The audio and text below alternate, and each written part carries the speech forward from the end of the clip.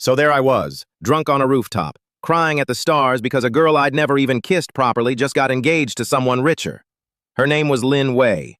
I bled 3 years in Zhongzhou to clear the bar her family set, worked myself into an ulcer, made the money, hit every impossible number on their little checklist.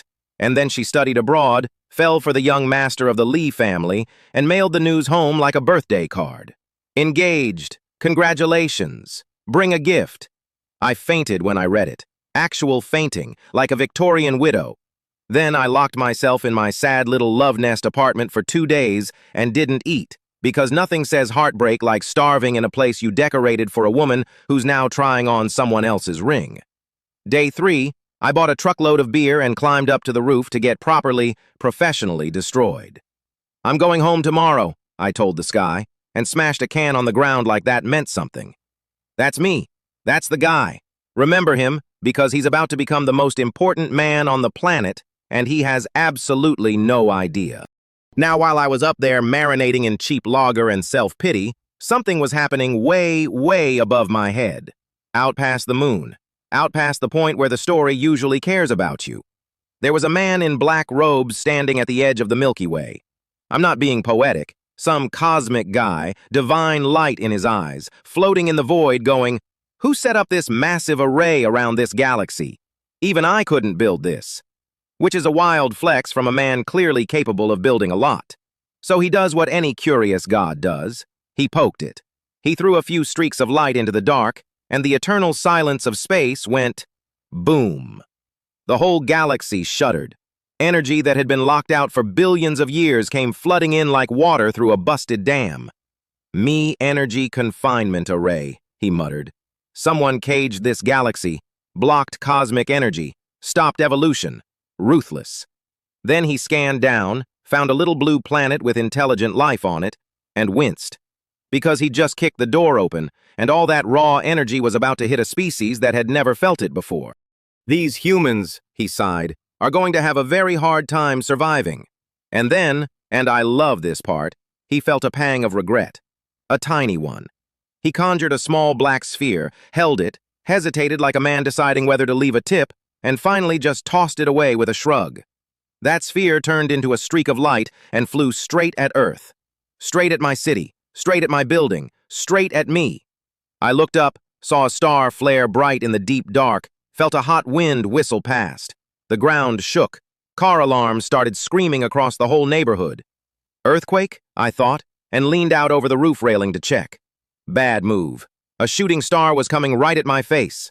My last full thought, I swear to you, was, a shooting star? How tragic. Not run, not duck, tragic. I was insufferable even at the moment of impact. The star hit me.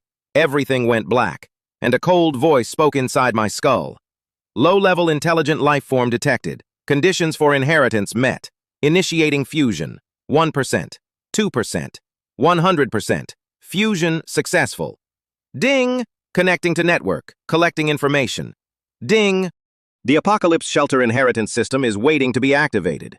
Cool, very cool. I got dumped, got drunk, and got hit by a magic space rock all in 1 week. Balance restored.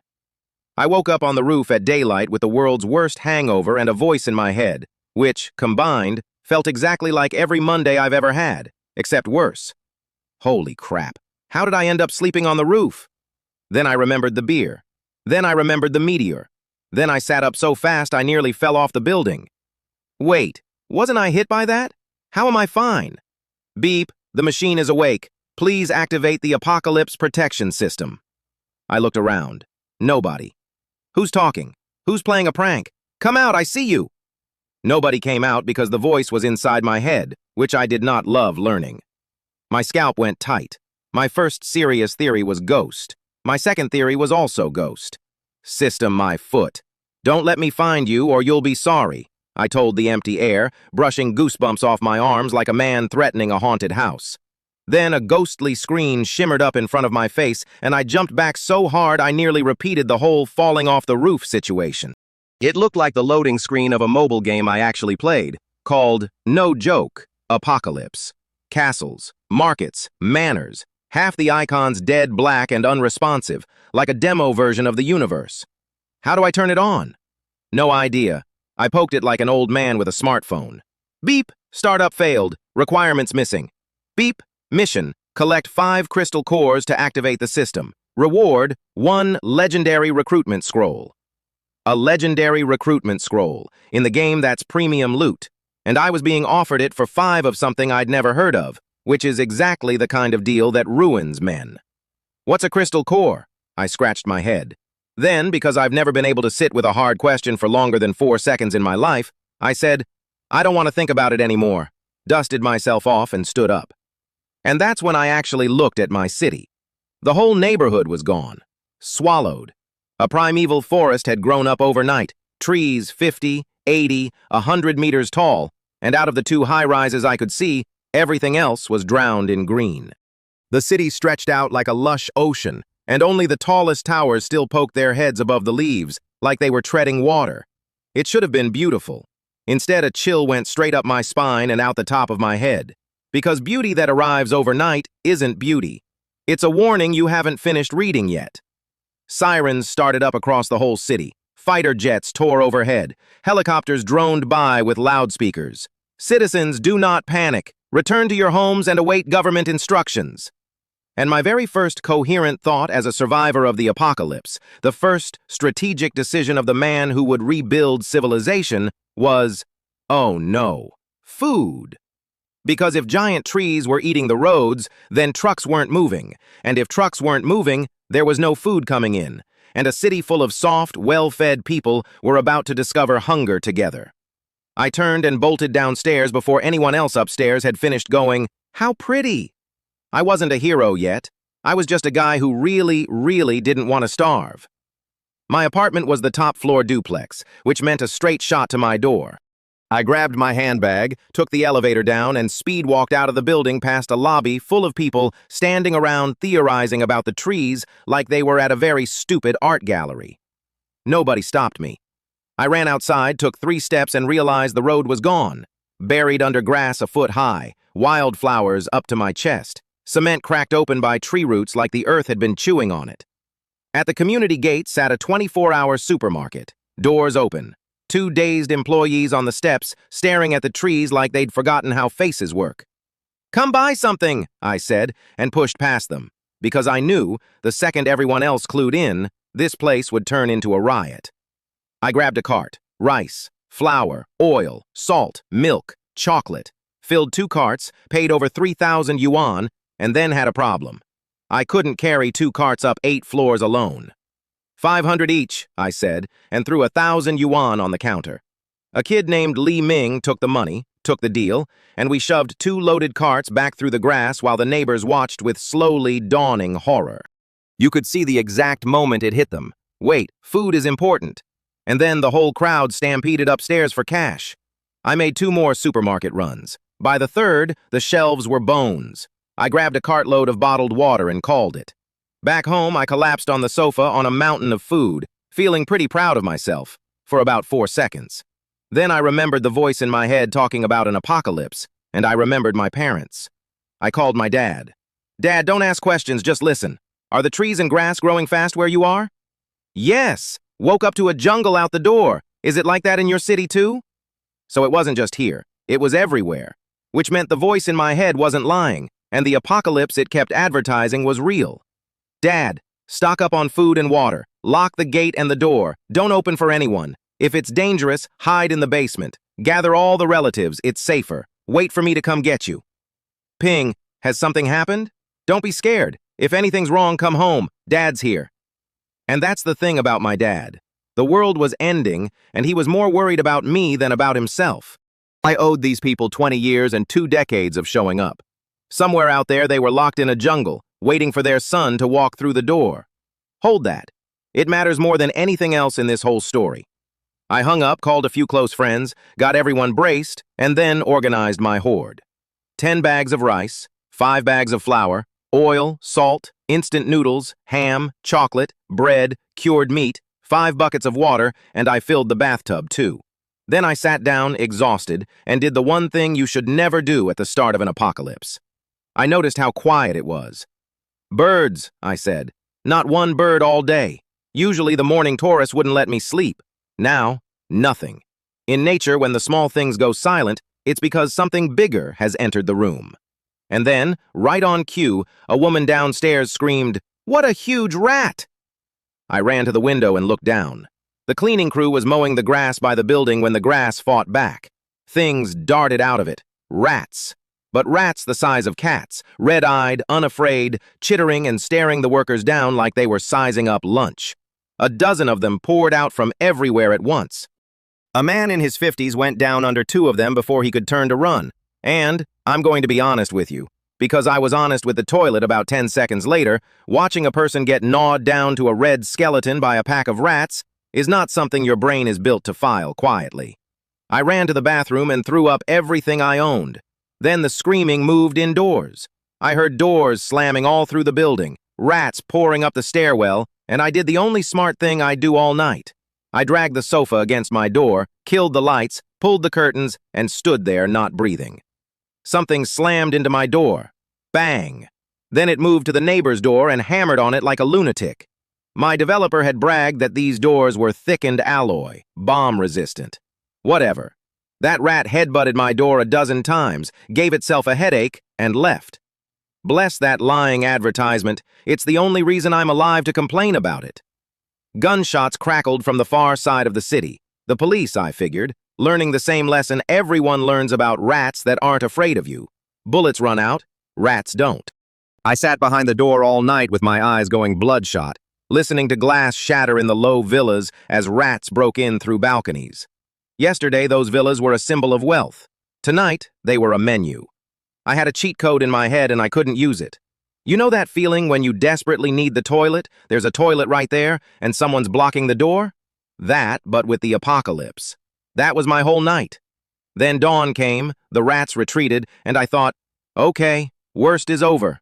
And a dog barked. Except it wasn't a bark. It was a low, chest-deep growl, the kind a lion makes on the savannah right before your documentary gets sad. Half this neighborhood kept dogs, big ones, fierce ones. The rats were the appetizer. The dogs were the main course. I watched 5 people sprint out of the building covered in blood. And out of the stairwell came 3 dogs, if you could still call them that. 2 huskies gone a full 1.5 meters tall. A chow chow the size of a pony. Red eyes, bared fangs, dead silent. No human runs faster than a dog. They didn't make 10 steps. I turned and threw up again in the bathroom, except I had nothing left, so I just knelt there tasting failure. And I want you to understand where I was because it matters for later. I was on the floor, disheveled, pale, shaking, crying like a lost kid. I hadn't cried in years. I cried that morning, alone, useless, listening to my whole building become food. That's the bottom. That's the guy. Not a chosen one, not a warrior. A dumped businessman with a hangover, a magic rock in his skull he couldn't switch on, and a bathroom that had seen too much. But here's the thing about the bottom. It's the only place with a clear view up. I finished crying, lit a cigarette, took 4 hard drags, stubbed it out, and stood up. Because there was a jungle between me and my parents, and every hour I wasted on the floor was an hour they might not have. I didn't have the right to fall apart. I had a debt. Step 1, a weapon. And I actually had one. When I renovated the place, a buddy gifted me a top-grade Han sword. Handmade, double-edged, blood-grooved down the middle, 20,000 yuan, for warding off evil spirits. It had been sitting on my display shelf being decorative. 2,200 years of Chinese metallurgy used as a coat hook. I pulled it down. Ebony scabbard, 1.2 meters, 10 pounds of cold steel. And when I drew it, the blade drank the light. I had never liked this sword more than I did that morning. Step 2. Get strong enough to swing it. I found sword drills online and started training in silence, terrified of making noise. 20 slashes and my arms were jelly. Turns out ancient heroes were absurd. You cannot wield a real sword on office worker muscles. I did 5 sets, collapsed, and revised my plan. Don't max out daily or you'll be too spent to survive the night. Then night came back and the rats came back, and I lay in bed hugging a sword like a very sharp teddy bear. And around dawn, something got into my kitchen. Crunch. Crunch. Damn it, it's eating my food. That did it. Fear I could survive. A mutant rat eating the instant noodles I bled for? Personal. I moved the table, cracked the door, and there it was. A cat-sized rat happily chewing through a box of noodles it had shredded across my floor. It saw me, and after a week of finding out humans were soft, it wasn't scared. It growled. It pounced. I swung at its head. Missed. Hit the floor so hard my hands went numb. It came at my feet. I kicked it, connected with its face like I'd kicked a fence post, and it tumbled into the kitchen where, in its panic, it forgot it was fat now and jammed itself headfirst into the gap between the fridge and the wall. Stuck. Squirming.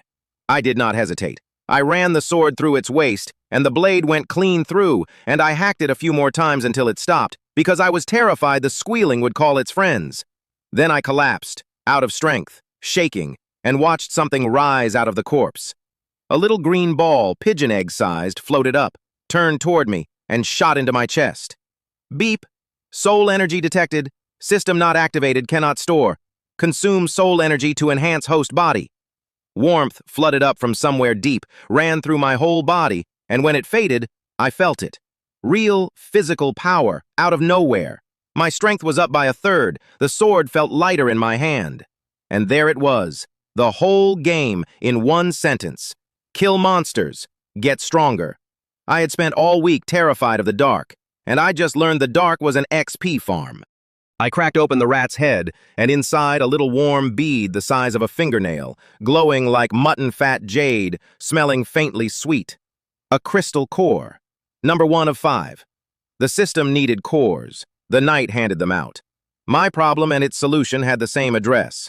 I threw the rat's carcass out the window to bait the alley, and the dogs and rats fought over it in the dark.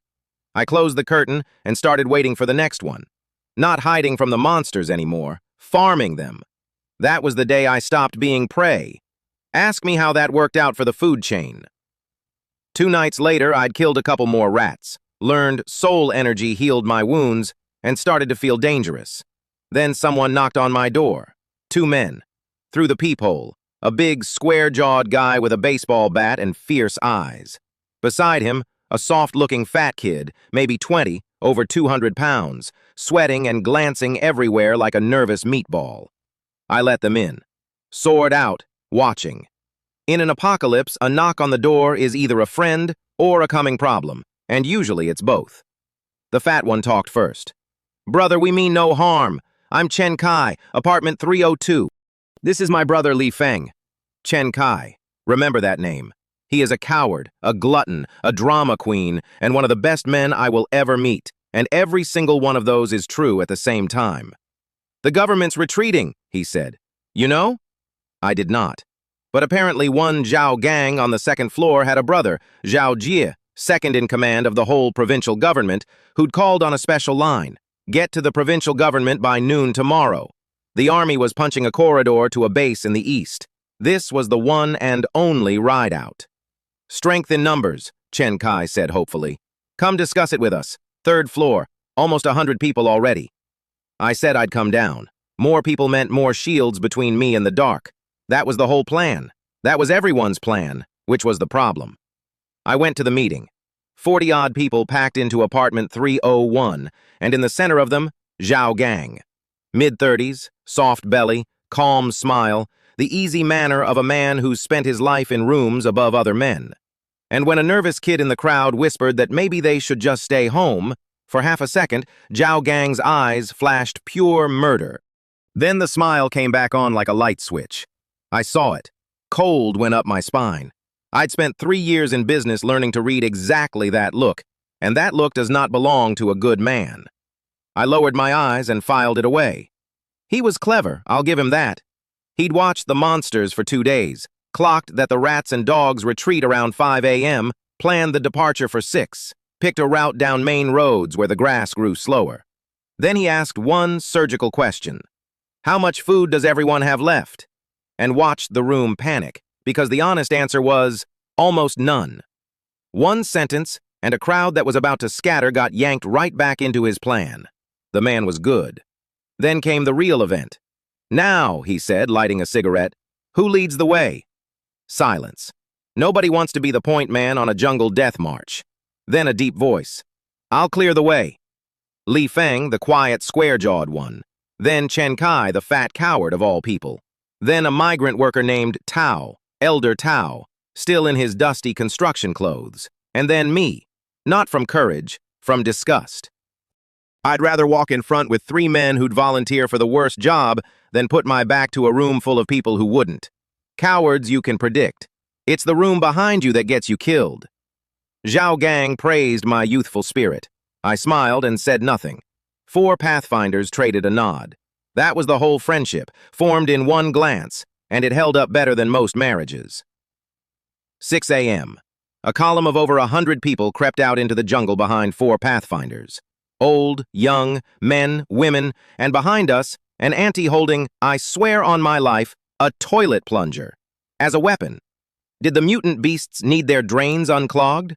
I nearly laughed out loud, and Chen Kai caught it and nearly laughed too, and for 1 second, in the middle of the apocalypse, 2 strangers almost got the whole column killed giggling about a plunger. That little laugh is the reason I stopped shaking. Sometimes that's all courage is, a friend catching your eye at the worst possible moment. 2 kilometers out, near the ring road, a dog barked ahead. I threw everyone behind the wrecked cars. Up the road, 200 meters off, a dozen mutant dogs were tearing apart a mutant goat deer the size of a man. Some of those dogs stood taller than the goat. We watched, breathless, praying they'd eat and leave. Then a baby cried. Just 2 short sounds. A mother clamped her hand over its mouth, way too late. Every dog's head snapped up at once, and the 100-man column, which was supposed to hold, broke. They ran. Which is the one thing you cannot do near a predator built for chase. The dogs went through them like arrows through paper. Screams, one after another, rising and falling in the grass. The thick grass that had felt like cover turned into a trap that grabbed everyone's ankles. Everyone except the dogs, who only got faster. I grabbed my 3 and told them to run. Not brave. Correct. 4 men can't fight a pack in the open. And as we crawled off the road, a dog tearing a woman's throat out looked up and locked eyes with me. My luck's really bad, I said, and it lunged. No time to slash. I changed the swing into a thrust and met it coming in. The Han's sword went straight through its neck. It convulsed, staring at me with pure disbelief, like it could not process dying to a human, and dropped. Soul energy poured in. This time, the strength jump was huge, a full 200 pounds in one hit. And then the system chimed, "Crystal core detected." I cracked its skull, and there was a white jade bead, thumbnail-sized. Core number 2, on a corpse whose predecessors had killed people all week. The 3 behind me stood there gaping. Not at the soul energy, they couldn't see that, apparently only I could. Just at the fact that I'd killed one of those things in a single move. Which told me something important. Whatever I had alone. We regrouped in the bushes with about 20 other survivors, and Zhao Gang, alive and well, naturally. He still wanted to push on to the provincial government. I said no. Too far, too many teeth in the way, and honestly, the more I understood what was in my head, the less I wanted to walk it into an army base where they'd take it apart. Chen Kai, Li Feng, Elder Tao, and 5 others peeled off to come back with me. Zhao Gang took his group and pressed on. We shook hands. We parted. We made it back to the gate. And behind us, barking, screaming, Zhao Gang's group, cut down to under 10, sprinting for the neighborhood with dogs on their heels. And Zhao Gang, I noticed, was winning that race by a comfortable margin. Funny how the man who leads from the back is always so fast when it counts. He saw us and made straight for us, which is when I understood. This bastard was going to drag the dogs right into our laps. "Run!" I shouted, and we bolted for the building. I got to the door, keyed the code, and started screaming for people to get inside. Li Feng in, a young man in, Elder Tao in, and then only Chen Kai was left, 20 meters out, wobbling like a beach ball on legs, because 200 pounds does not sprint. Behind him, 3 more, a man and woman carrying a 5-year-old, and a dog closing in. The man shoved his kid into the woman's arms and screamed, "Run!" Then turned and charged the dog with a baseball bat and a battle cry, buying them 3 seconds with his entire life. The dog took his throat out before the bat even landed. I ran out to grab the last of them, and when I turned back to the door, it was blocked. Tables, chairs, piled against the entrance from the inside. The people I just tried to save had sealed us out to save themselves. Chen Kai stood there in the open, looking back at me with a face full of pure despair. "The door's blocked," he said. The dog caught up, and I had nowhere to go, so I went forward. My strength was over 300 pounds by then, and the dog treated me like a normal man. Its last mistake. I turned inside its lunge and opened it from waist to spine in one sweep. Then 5 more came out of the bushes. I'm not going to pretend I remember it cleanly. It was a blur. I'd been enhanced enough that these things weren't lightning anymore, and I went through them. A diagonal slash caved a skull. A spin kick launched one 5 meters with blood coming out its mouth. A backward thrust skewered another. But even the best fists can't beat every mouth. One took a bite out of my thigh. One got my shoulder and tore off a chunk of meat. And one snuck around behind me and went for the back of my neck, which is the bite that ends you. And Chen Kai, the coward, the glutton, the 200-pound comedian, roared and threw his whole soft body into that dog and knocked it off me. He couldn't fight. It didn't matter. He put himself between me and the teeth, and that's the only stat that counts. I killed the rest. The kills fed me, wound after wound, the soul energy closing the bites even as I earned them, until the last 3 dogs took one look at me covered in gore and roaring like thunder and ran. Actually turned and ran, tails between their legs. I stood there stunned, sword up, ready for more. And there wasn't any more. I finished the wounded ones on the ground, cracked every skull, and counted cores. 12. 1 in every dog with a fully formed one. 14 total counting the rats. The system wanted 5. I was rich. Then I looked at the door, and at the tables piled behind it, and the temperature in my chest dropped about 30 degrees. I kicked the outer gate in. Chairs shattered. Tables came apart. And there on the elevator floor lay Lai Feng and Elder Tao, out cold. Chen Kai shook Lai Feng awake. "Who hit you? I'll smash his head in!" Lai Feng, rubbing the back of his skull, said the one name I already knew. "That bastard Wang. Bunch of them held me and Elder Tao down. He clubbed me from behind with a stick." Zhao Gang. "Blocked the door on his own neighbors, clubbed the one man trying to open it, and left the rest of us out there to feed the dogs. All so he could pile furniture and feel safe for 1 more hour." Chen Kai wanted to go beat him to death. I said, "No rush," and went upstairs. They were all there, 8 of them, separating in the middle, and when he saw me, his face did a whole magic trick. Surprise! Then a warm smile, then a hand extended. "Brother Ren, so glad you're all right. I argued against blocking the door, but nobody listened to me." I looked at his hand. I did not take it. I leaned on my sword, covered in dog blood, and let the room feel exactly how much I weighed. He tried again. The murderous flash came back into his eyes for a second. Then he got a good look at me, the God of Death version, and it drained right back out.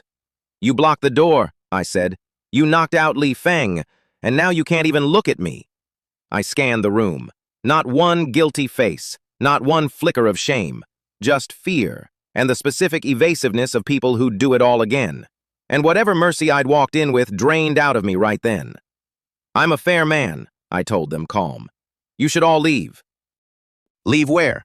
"This building. I don't care where you go. You're not staying here." They started to argue, why us? And I raised the sword and swept it up in one flash of cold light. "My hand!" Zhao Gang screamed.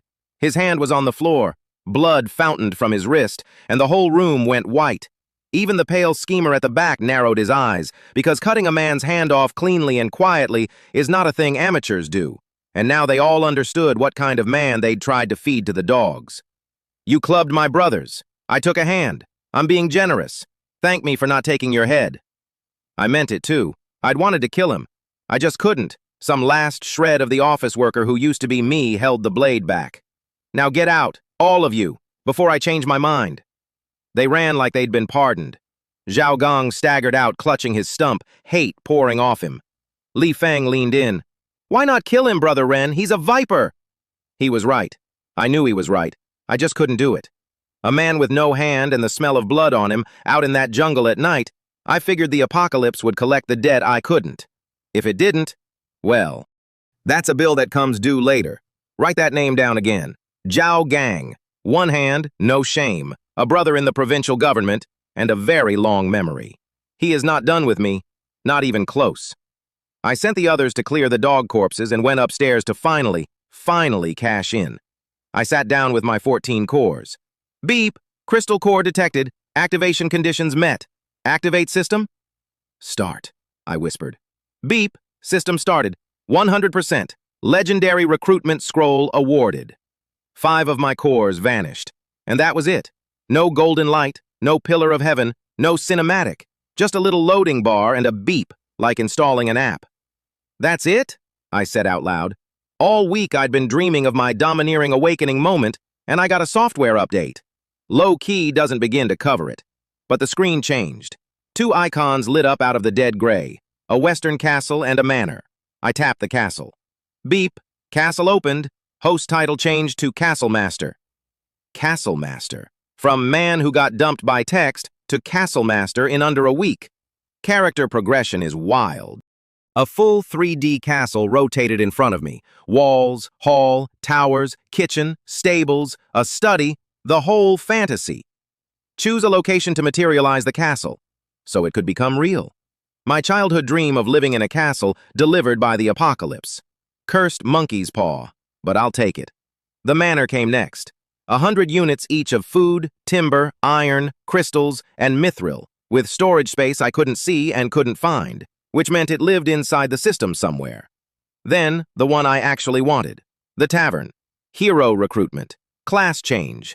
The whole reason the game is a game. Grayed out. I slapped it. Beep, tavern failed to open. The castle and manor must be fully materialized first. So the buildings had to become real before I got my heroes, which meant I needed a place, a base, somewhere to plant a castle in the middle of the end of the world. I logged out. There was a knock at the door. Tank and the others, drenched in sweat, done clearing corpses, exhausted and alive. And that's where my empire actually started. Not with the sword, with a knock, and 5 tired people who'd chosen to walk back with me instead of chasing the safe ride that never came. Ask them how the safe ride worked out. The safe ride, it turned out, was a massacre. We ate together first, and I mean the woman we'd rescued cooked, because it turned out she was somebody. Her name was Su Ning, a professional manager before all this, and now a widow of about 3 hours, because her husband was the man who charged a dog with a baseball bat so she and their daughter could reach a door that got blocked in their faces anyway. Her little girl was Mimi, 5 years old, big dark eyes, no idea yet that her dad was gone. Shu Ning cooked 5 dishes on a dying gas flame and served them like it was a normal Tuesday. And when me chirped, "You're lucky my dad doesn't get to eat this," the whole room went quiet, and the widow's eyes filled, and nobody said the thing the kid didn't know yet. That's the crew, around one dinner table. Chen Kai, the fat warehouse manager, who I now knew would die for me and also could not be trusted near unattended dog meat, because his one contribution to our first family meeting was suggesting we stew the dogs that had eaten people. He got a fork thrown at him. Deserved. Li Feng, transport team leader, a man of maybe 9 words a day, 7 of which are used to tell Chen Kai to choke. Deadpan face, wicked heart, absolutely loyal. Elder Tao, Tao Guoliang, a construction guy, honest, shy, useful with his hands. Song Jian, ex-soldier, ex-hotel boss, 100 million yuan man before all this. The kind of guy who's hard to impress and impossible to lead, unless you're the real thing. When he decided to call me Brother Ren, that meant something. Song Jian doesn't kneel to nobody. And Su Ning, who did the smartest, saddest thing I've ever watched. She served me rice first, a signal, in a world where morality had just collapsed, that she was attaching herself and her daughter to the strongest, decent man in the room. Because a beautiful widow alone in the apocalypse has a very short life expectancy. I took the rice and handed it straight to me, which told her, "I accept you, as the kid's mother, not as a woman." You could see the relief hit her, and, because women are complicated and the apocalypse doesn't change that, a little bit of insult hit her right behind it. Can't win. Nobody can. I didn't try. But the meal itself did something to me I wasn't ready for, because these people were starving, not movie starving, real. They'd been too scared to cook at home for days, living on dry bread, flinching at their own gas flames. So when Shu Ning set 5 hot dishes on the table, they didn't eat. They waited. Nobody moved until I called them in, and then a room of grown professionals stampeded the table like refugees, shoveling food, not tasting it, because their bodies had learned that a full plate is a thing that gets taken away. I sat at the head of it and I watched, and something cracked open in my chest. Tank, mumbling, so good, with both cheeks packed. Li Feng, deadpan, telling him, "Why didn't you choke to death, fatso?" Then calmly stealing food off the shared plates while Tank actually choked and had to chug half a water bottle. Song Jian, the 100 million yuan man, pacing off a stomachache because he ate too fast. Elder Tao burping into his fist. And me, 5 years old, clutching her belly going, "I'm so full," with the specific pride of a kid who forgot for 1 hour that anything was wrong. Then she piped up, "You're lucky. My dad doesn't usually get to eat this." The whole table went to stone. Su Ning's eyes filled, because me didn't know. Her dad charged a mutant dog with a baseball bat this afternoon so she'd have a hot dinner tonight, and she didn't know, and none of us were going to be the one to tell her. I forced my own eyes dry, patted her head and said, "You're right, we should thank me. We're eating well tonight." And we did. I ate 5 bells of rice and still felt half empty. My body was changing that fast. And I decided not to think about what that meant, because a man who's stopped being human and a man who's just been through a lot look identical from the outside. And I wasn't ready to know which one I was. 6 people and a 5-year-old, laughing over rice while the world ended outside. That laughter is the whole point. Everything I build after this, the walls, the wheat, the whole sanctuary, I build to protect that dinner table. Then Song Jian told me why the dinner table was all we had left. The government retreat had gone at 11 a.m., 50, 60,000 people. Too many to attack, so the journey was actually safe, right up until they reached the shore of Emperor Lake, where a crocodile came out of the water. One crocodile, 5 meters tall, over 20 meters long, faster than it had any right to be, scales harder than steel, bullets left white dots, artillery couldn't scratch it, and its tail swatted armored vehicles like toys. It scattered a column of tens of thousands, the following monsters poured in behind it, and half of those 60,000 people died on one lakeshore in an afternoon. I sat there and felt the floor drop out of me, because I'd been so proud. 1,000 pounds of strength, triple speed, feeling invincible after a few dogs. And there was a thing out there that ate armies and shrugged off cannon fire. I hadn't climbed to the top of the food chain. I'd climbed one rung off the very bottom and mistaken it for the summit. Classic frog in a well. And the whole room felt it with me. The crew, who'd just watched me kill a python barehanded, sat there gray-faced, because if the strongest man they'd ever seen looked shaken, then they were all as good as dead. Su Ning was crying into her hands. Song Jian, a soldier who'd seen blood, couldn't finish his sentences. Me hummed a little song in her mother's lap, blissfully unaware that her whole world had just been handed a death sentence with scales. "Can I even survive in this world?" I said, quiet, and I meant it. I want to be honest about that moment because I promised you honesty. That was not a hero's pause. That was despair. Real, cold, bottom-of-the-well despair. The same flavor I'd felt on that rooftop the night I got dumped.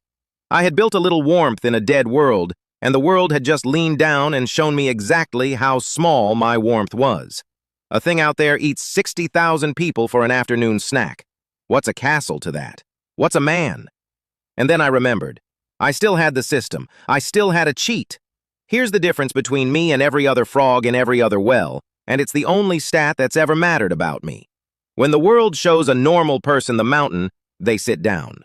When it shows me the mountain, something ugly and stubborn in my gut stands up and says, "Fine." Then I'll grow until the mountain looks up at me. I did it for a woman who wasn't worth it for 3 years, on nothing but spite and hope. I could do it for my parents. I could do it for that dinner table. I could do it for the 1,000 people I hadn't met yet. God gave me a cheat and dropped me at the bottom. That's not a curse. That's a starting line. I was done being a frog. I just needed to get out of the well, and I finally knew exactly how. Ask me what came out of that well. Here's what came out of the well, but first I had to pick a place to dig it. I chose to stay. Right here, in the Green Edge community, not the military base in the east. 3 reasons, and I'd thought them through lying in bed. 1. I was still weak, and a base means the wilds, and the wilds mean tigers and lynxes and whatever else was cooking out there. 2. The suburbs had fewer monsters than the deep forest and more cover than the open city. 3. This place was big, 2 towers, a whole villa district, room enough to plant a castle without an audience. And the biggest reason, the one I didn't say out loud. Walk into an army base with a system in your head and you don't walk out with it. Some things you keep to yourself. But before I could build anything, I had to clear the building. You don't put a castle on a foundation full of teeth. Which is how I learned I could rip a steel door out of a wall. There was an apartment on my floor that had gone silent. I'd heard someone in there 2 nights back, and now, nothing. These community doors opened outward, which makes them murder to force. So I grabbed the handle with both hands, set my shoulders, and pulled. The frames screamed. Dust rained down. The bolts, thick as a kid's arm, bent. The cement pulverized. And the whole steel gate came out of the wall in my hands like a stubborn cork. I set it down, patted the dust off, and turned around to find my entire crew staring at me like I'd sprouted a second head. "Brother Ren," Chen Kai whispered, reaching out to pinch my arm to check I was real. "Are you sure you're not Superman?" "I'm a human being," I said, and slapped his hand off. It would not be the last time he asked. It became a whole thing. Every time I did something absurd, there was Tank, wide-eyed. "Are you sure you're not Superman? Are you sure you're not King Kong? Are you sure you're not a gorilla?" I stopped answering. Inside, the apartment reeked of perfume and something worse. A woman lay tilted back on a leather sofa, black nightgown, long hair spilling to the floor, eyes wide open, dried blood down her chin. Her chest had been torn open, ribs to organs splashed across the cushions. Chen Kai turned and threw up. Fair. I knew this woman, quiet type, kept to herself, only ever came down for the supermarket and always with a little white cat in her arms. Claw marks, animal, and the glass wasn't broken, which meant her sweet little pet was still in the apartment, somewhere, and it had eaten its owner. Cats are the worst monsters. Not the strongest, the worst. Everything else charges you head-on like an honest citizen. A cat hides in the dark and picks the 1 second you blinked. I hate fighting things I can't see. I'll take a giant python over a hidden cat any day, and I would very shortly get to test that opinion. I sent the crew out to block the door. 1, so the cat couldn't escape, and 2, so I wasn't babysitting terrified civilians in a knife fight. And then, the white cat, the size of a country dog now, blue eyes gone blood red, decided it did not want to be trapped, and bolted for the door in a white blur straight at my face. I swung. It spun in midair, dodged my blade completely, and opened my left arm on the way past. 1 exchange. It was faster than me. I stood there bleeding, absolutely furious, watching a house cat make me look slow. It hit the blocked door, bounced off with a shriek, and then, this is the part that got me, it looked up at me with big, scared, pitiful eyes, meowing, begging, playing the sad little kitty. And for 1 second my heart went soft, because cute is a weapon, and cats know it. Then it launched off the floor straight at my throat. Faking. The whole pitiful act was a setup. I twisted left, swept the sword across, and missed again, because it rolled in the air like a ball and dodged a killing blow with its spine. "This thing is really fast," I said, which was becoming my catchphrase for the week. It ran into the bedroom. I followed, careful, because a fast thing that's also patient is the one that kills you. I closed the door behind me to shrink its space, trapped the assassin in a small room where speed matters less, and we wrecked that bedroom. TV shattered, dresser scattered. Wardrobe hacked to splinters, clothes everywhere, me bleeding from a dozen shallow cuts across my face and arms, the cat's fur matted with its own blood, both of us panting, both of us out of gas. And then I got clever. It charged 1 more time, slower now, and instead of swinging at the cat, I flicked my sword under a red dress lying on the floor and threw it. The dress opened in the air like a net and came down over the cat mid-pounce. It couldn't dodge fabric. It shrieked and thrashed and slashed at the cloth, and I brought the sword down like a hammer, spine first, because a cat's bones are soft, and I wasn't giving it a 9th life. Smack! Then 2 more for insurance, because I've seen enough movies to know you always check the body. Soul energy rose. This one was different, barely any strength, but my reactions sharpened, my body got quicker. Different souls, different gains. Good to know. The strong ones make you strong. The fast ones make you fast. I filed it away with everything else I was learning by nearly dying. Chen Kai opened the door, took 1 look at the demolished bedroom and said, "Brother Ren, are you sure you're not demolishing the house?" I nearly killed him a 2nd time that day. The food situation forced our hand next. Gas was about to run out. Su Ning pointed out the 3 restaurants outside the gate, gas cylinders, maybe cold storage, maybe frozen meat. which lit Chen Kai up like a Christmas tree because the man's love language is protein. We ran a supply raid. First trip delivered meat, and little me nearly cheered the walls down at the sight of it. Then I took Chen Kai and Li Feng back for cylinders, and had a bad feeling I couldn't shake, the kind of feeling I've since learned to always trust. At the restaurant, the glass door was shattered. Song Jian and Elder Tao, who'd stayed behind, were gone. And there was a stench in the dark kitchen, thick and fishy, the smell of a very large, mutated animal. I told Chen Kai and Li Feng to stay back. They refused, stepped up beside me instead, wanting to fight next to me, two ordinary men against whatever was in the dark. I made them retreat. They're my brothers. I wasn't feeding them to it. I went in alone, sword up at my chest, and the dark hissed. A python came out of the black kitchen, and when it reared up, its head was the size of a soup bowl, tongue a foot long flicking in and out, body 10 meters of dense black scale, eyes 2 cold red lamps. My best strike caught it and bounced off like I'd hit an iron beam, arms numb, sword ringing, me staggering back 5 steps. Top of the world's metallurgy, and my sword left a scratch. A scratch. Then it went to work on me. I missed a slash and cratered the floor.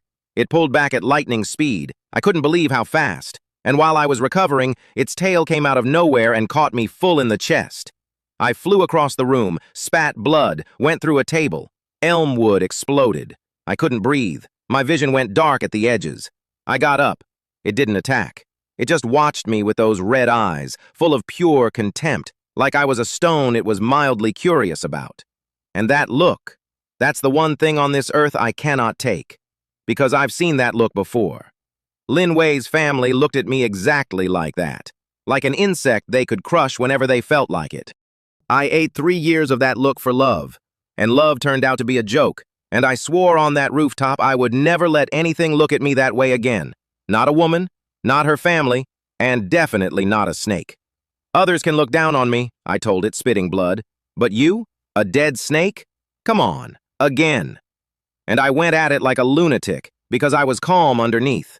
I knew I couldn't beat it on speed or strength. My only shot was to make it careless. So I raged, and I bled, and it played cat and mouse, tail lashing me across the back, launching me into more furniture. And I kept getting up, laughing like a madman while my ribs cracked, because a snake that's enjoying itself is a snake that's not paying attention.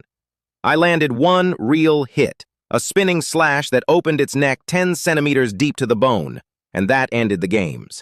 It went cold and murderous and decided to kill the little worm for real.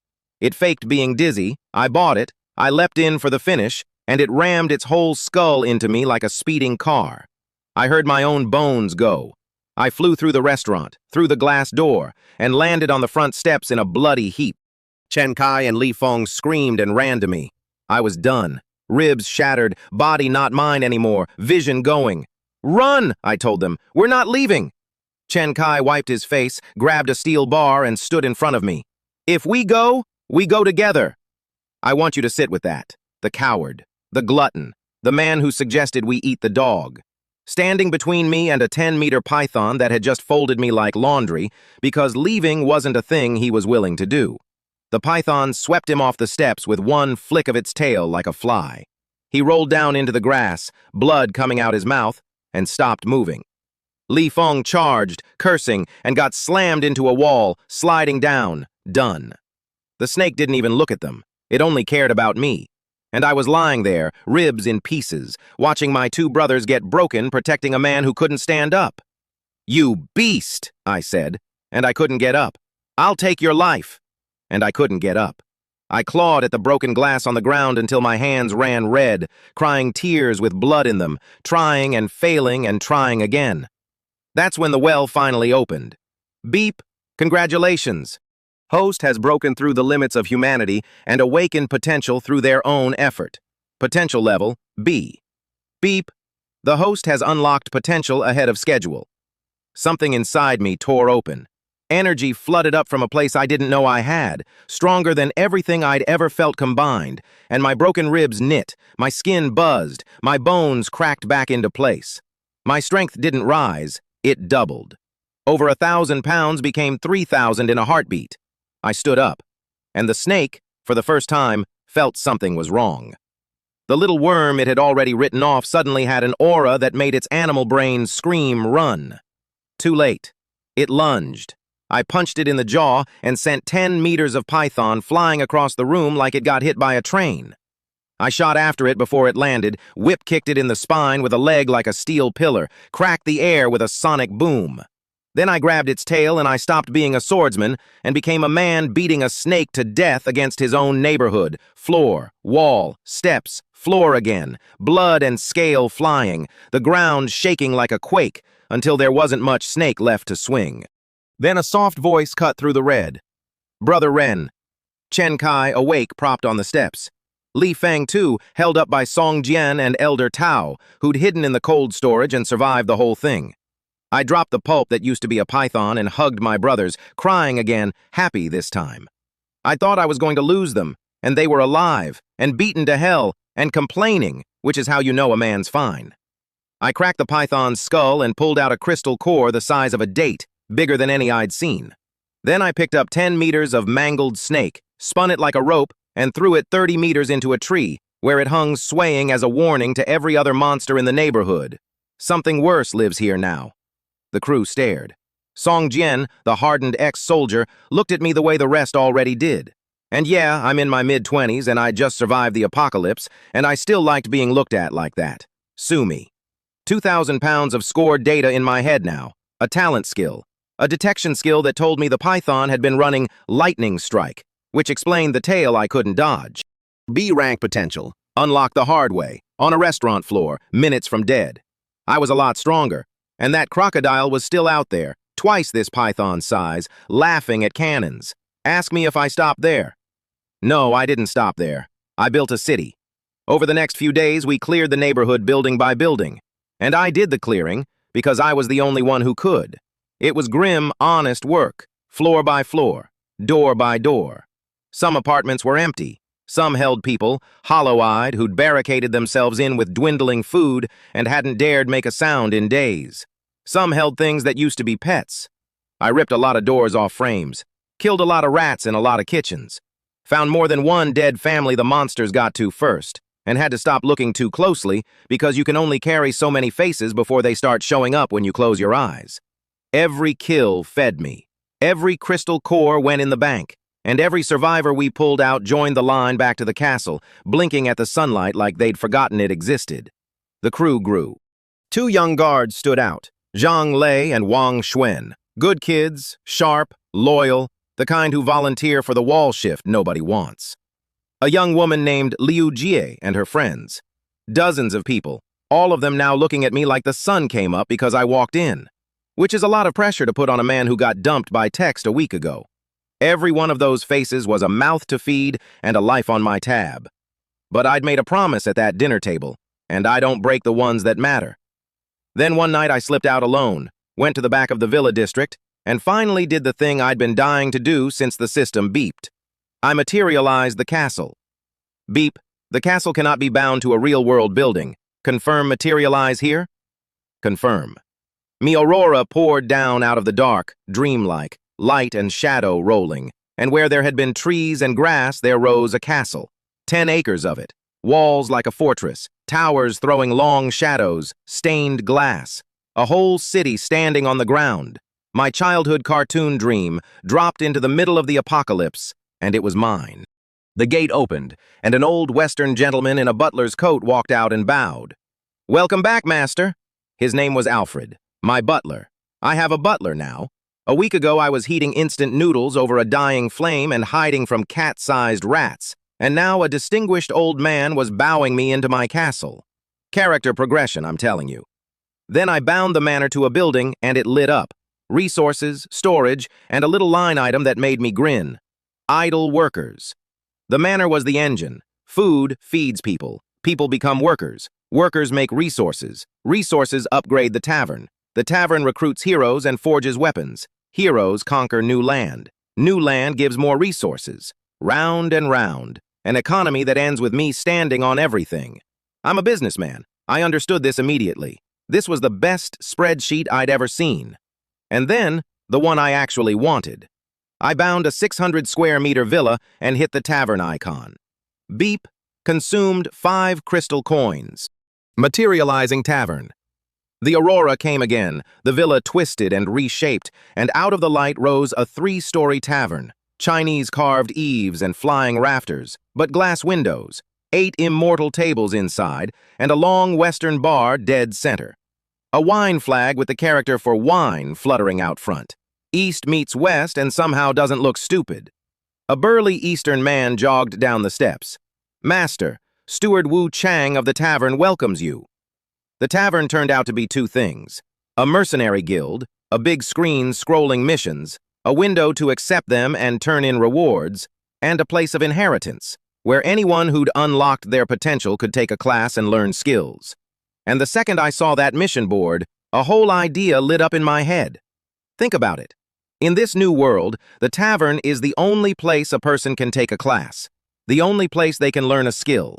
Every awakened human on Earth, every future warrior, mage, archer, is going to need this exact building to become anything. Which means whoever owns the tavern owns the one door every strong person on the planet has to walk through. That's not a bar. That's a choke point on the future of the species. Every profession would protect a place like this. Nobody could touch it. It'd become a holy site, a gathering ground, a mecca, and I'd own the deed. Post missions. Take a cut. Turn 1,000 desperate survivors into a mercenary economy that runs on my mission board and pays rent in crystal cores. The businessman in me nearly wept. I'd spent 3 years chasing money in the old world and never once found leverage like this. Here it was, glowing, in a fake Chinese tavern at the end of the world. Not yet, though. The idea needed a world that had caught up to it. Right now I had 50 people and a magic wheat field. So I filed it, the biggest file yet, and moved on. But I want you to remember it, because a man who looks at a besieged apocalypse and sees a business model is a specific kind of dangerous. And that man is the one telling you this story. The tavern steward was Wu Chang, a burly Eastern gentleman, all business, who gave me the tour and never once blinked at the fact that his boss was a sweaty 20-something covered in monster blood. Then I opened the recruitment interface, saw 10 hero slots and one glorious button, Recruit New Player, and my heart started pounding like I was about to open loot boxes at the end of the world, which I was. Now, about the system's pricing. I've been calling the system a cheat. After that night, I started calling it a landlord. First pull, 3 D ranks. Trash. I refreshed. 1D, 1C, and a B rank mage, shimmering blue, gorgeous, the kind of pull that makes you gasp. B rank in 2 tries. I nearly cried. Then I saw the price. 50 crystal coins. Building the whole tavern cost 5. Recruiting 1 B rank hero cost 50. I stared at that mage like a starving man staring through a bakery window. So close. So completely unaffordable. I had 16 coins to my name, so I did the responsible, heartbroken thing and looked away from the beautiful, expensive mage and settled for the C rank next to her. His name was Ragnar, a barbarian. 10 coins. I had 16. Sold. Confirmed. 10 crystal coins used. The triangular pillar in the tavern cracked open, split into 3, and light poured out, clouds rolling, lightning snapping, energy expanding until a human figure condensed inside it. A wall of raw pressure hit me like a wave and knocked me back 3 steps. Me! A man with 3,000 or 4,000 pounds of strength staggered by a C-rank's aura before he even had a face. He stepped out.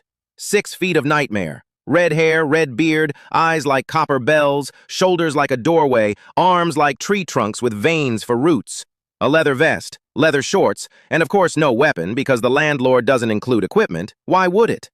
He dropped to one knee, and his voice came out like thunder, and I lost about 10% of my hearing. Master, Ragnar will obey your command. Rise. Heroes don't kneel. Ragnar, C rank, tier 1. Me underground race, exiled to the surface, tougher than his whole tribe, come to fight for the Lord of Protection, which, apparently, is now my job title. And this second best pull was strong enough to make me feel small standing next to him.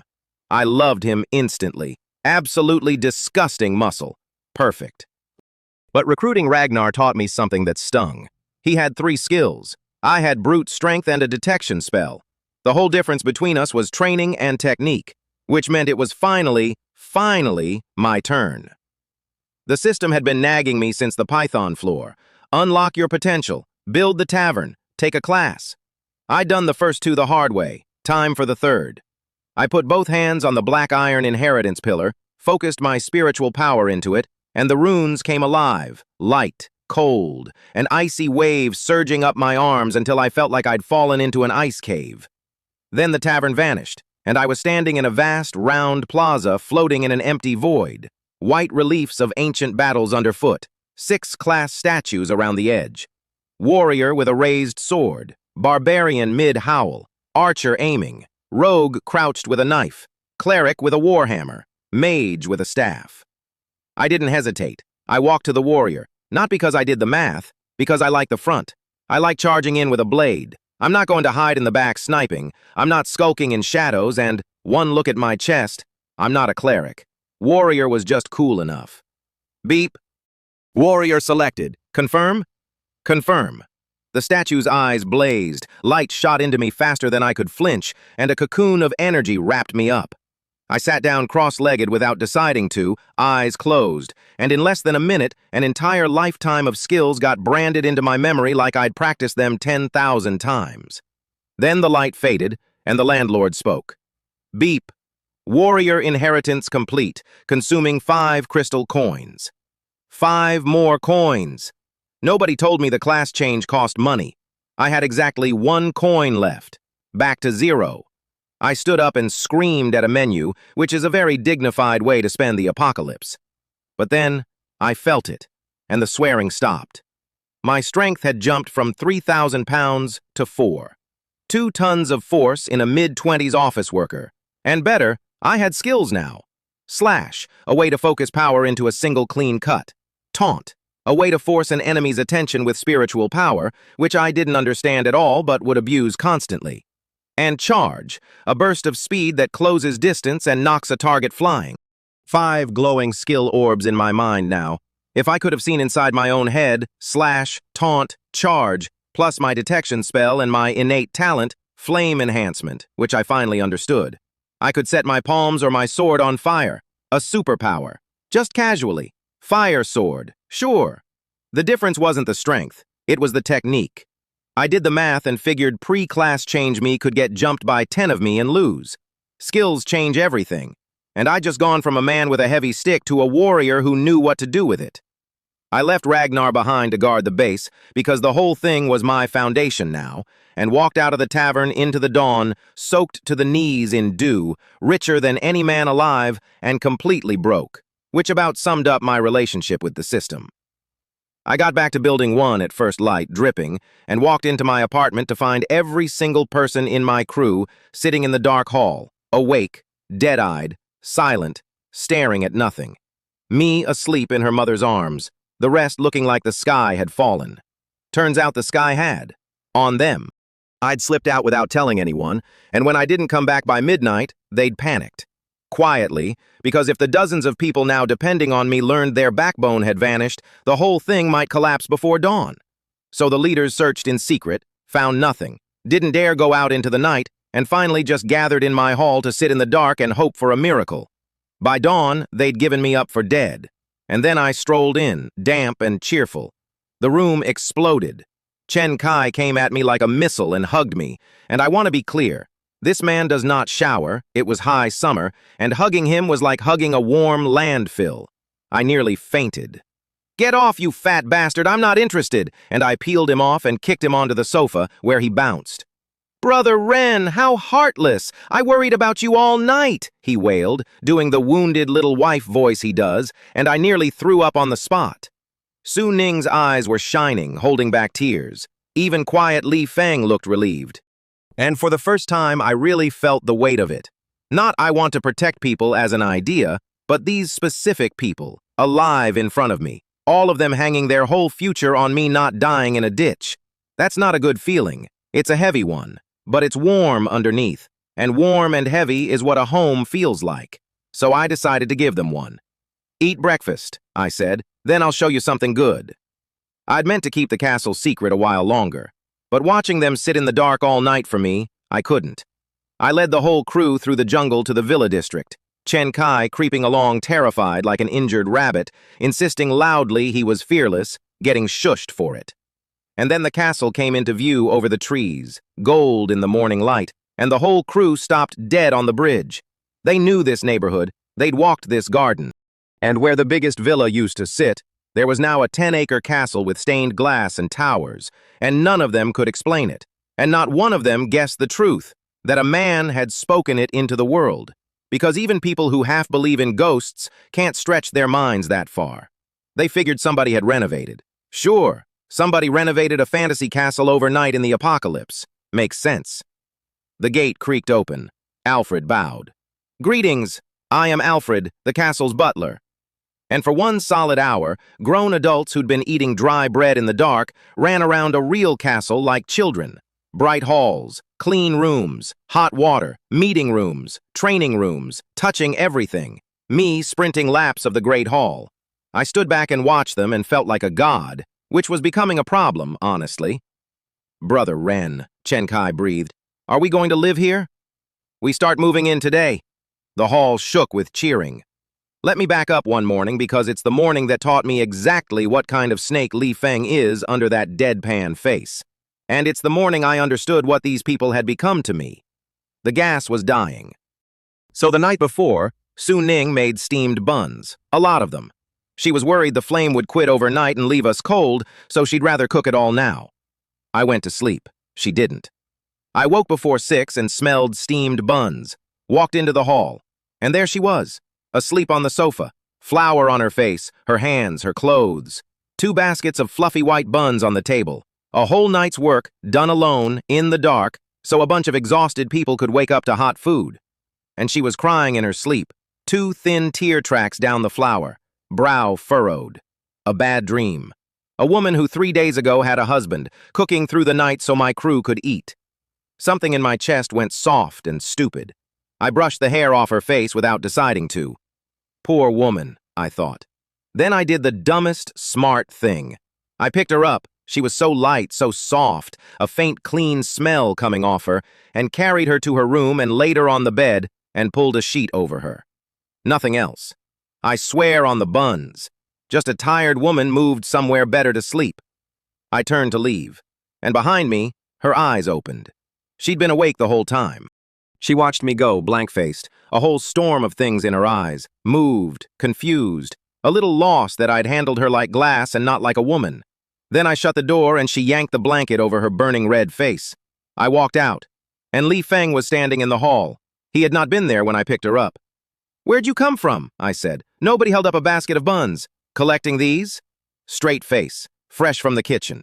Here's what actually happened, which I only pieced together later. Li Feng came out of the kitchen right as I was carrying Su Ning into my room. And Li Feng, loyal, quiet, with his own private code of honor, had a crisis.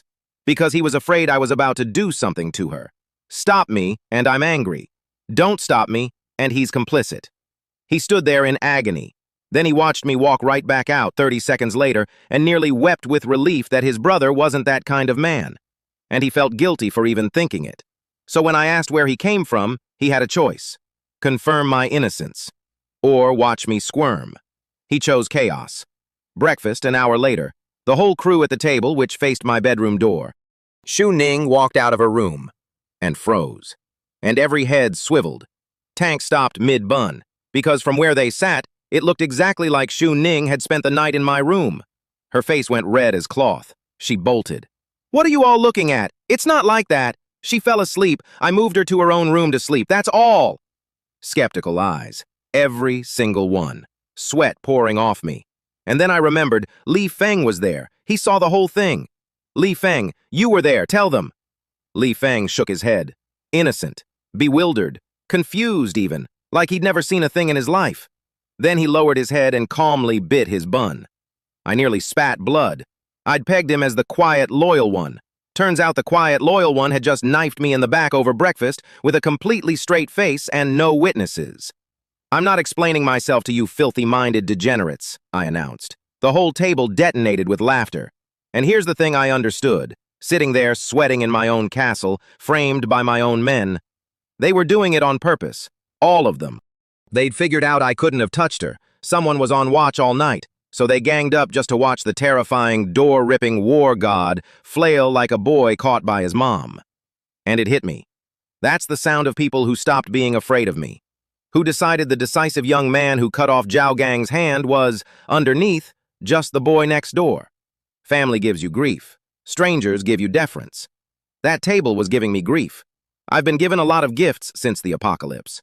A castle, a butler, magic wheat. None of them landed like a room full of people laughing at me on purpose. Then Tank, naturally, immediately tried to claim the presidential suite on the 3rd floor, got a flat look from me, and reversed course so fast he ended up threatening to fight anyone who insulted the 2nd floor. Shameless. But he said what everyone was thinking, so I laid it out plain. The castle's a ladder now.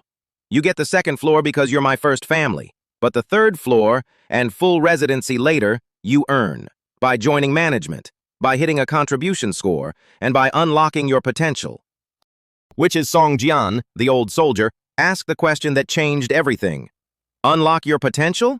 What potential? I smiled. And I asked them the question I'd been sitting on all week. Dogs mutated, cats, rats, tigers, crocodiles. Every animal on Earth mutated. I let it land. So have you ever wondered, could humans mutate too? The room went cold and quiet, because of course they'd thought it. And of course they'd shoved the thought down, because a mutated human sounds like a rabid dog that used to be your neighbor. Can humans really mutate? Su Ning whispered. If we do, are we even still human? Do I look normal to you? I said, dead soft, and the whole room stepped back and I laughed. Relax, it's not mutation. Call it evolution. Awakening. Everyone's got a hidden talent buried in them. Wake it up and it gives you power, strength, speed, superpowers even. It's the only way we'll ever fight the monsters and live. They stared at me, a man who ripped steel doors from walls and beat a python to death, and slowly understood what they were looking at. Not a mutant, a preview, because that's the thing I already knew and they were just learning. The world wasn't only handing power to the animals, it was coming for us too, all of us. The good ones, and the Zhao gangs. Ask me who woke up first. Nobody woke up first, as it turned out. The evolution came for me, and it did not come as a gift. But before the bad part, let me show you the good part. Because for about a day, I got to feel like I'd won. We moved in. 50-odd people, maybe 20 fighting-age men, the rest elderly, women, and kids. The men went on the 1st floor as a guard team. Families got rooms. The old folks and women went to the manor to work. And I laid down the law of the new world in one sentence. The strong get the privileges of the strong. Not because I'm cruel, because a world where the strong and the weak are treated exactly the same is a world that gets everyone killed. Equality that ignores who's carrying the weight isn't fairness. It's just a slower funeral. Then the manor showed me the real miracle. Not the castle, not the barbarian. The farm. Zhou Ming, the manor steward, was out in a freshly plowed acre planting seeds. I grew up in the countryside. My family raised pigs. I know dirt, and I knew nothing grew this season, so I asked. And he held out a handful of ordinary-looking wheatish seeds and said, Master, these aren't affected by seasons. 7 days to germinate, 7 to sprout, 7 to flower, 7 to ripen. 1 month, start to harvest. 1 acre, 2,000 caddies a yield, and the mature crop reseeds itself. I nearly fell over. Everyone panics about monsters in the apocalypse. Monsters aren't what kills a city. Hunger is. And the system had just solved hunger with a fistful of magic wheat and a shrug. Zhou Ming's only complaint was manpower. More workers, more fields.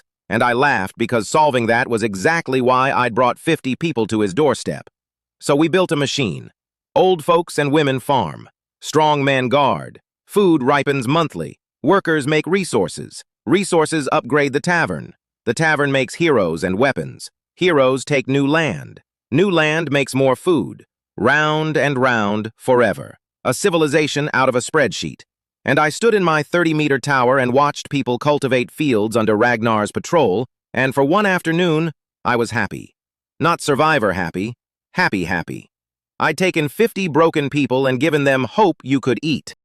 Alfred, my butler, kept trying to assign me maids. I kept refusing. I'm not building an empire so I can cosplay a landlord while the world's still trying to eat me. The day I let people fan me with palm fronds is the day I've lost the plot. So we sorted everyone out instead. 50-odd people. 20 fighting-age men on the first floor as a guard team. Families in single rooms. The old folks and the women down at the manor to farm. Clear jobs, clear ladder. A society, built in a morning, out of survivors who a week ago were strangers in the same building. The manor even trained the new workers itself. Zhou Ming ran them through a system training room, and in 10 days, half a month tops, ordinary retirees would be proficient laborers. 2 of the women we'd pulled off Jiaogang got kept back to cook for the guards. One, Fang Mei, turned out to be a doctor, so she and 2 others became the base's medical corps, because a settlement without a doctor is just a graveyard with a schedule. I met the guards properly. 2 young ones stood out. Zhang Lei, dark-skinned, quick, and his buddy Wang Xuan. Zhang Lei answered my questions sharp, then went out of his way to introduce his friend so his friend could shine too. Small thing, big tell. A man who makes room for his buddy in front of the boss is a man worth keeping. I filed him for later. Then I went up my tower and looked at what I'd made. The tower's 30 meters up.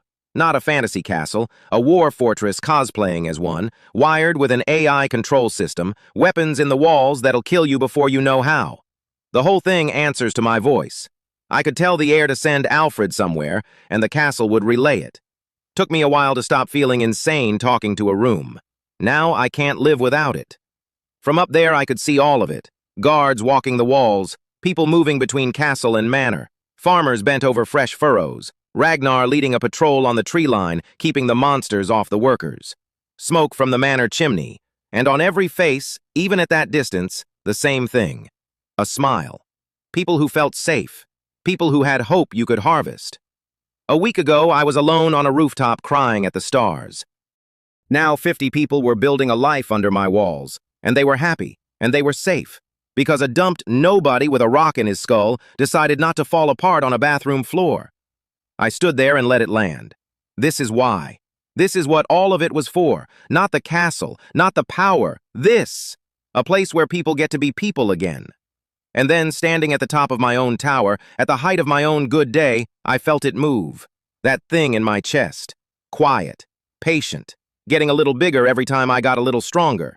Up there, looking at everything I'd built to keep people safe, the ugliest part of me whispered that safe was boring, and strong was better.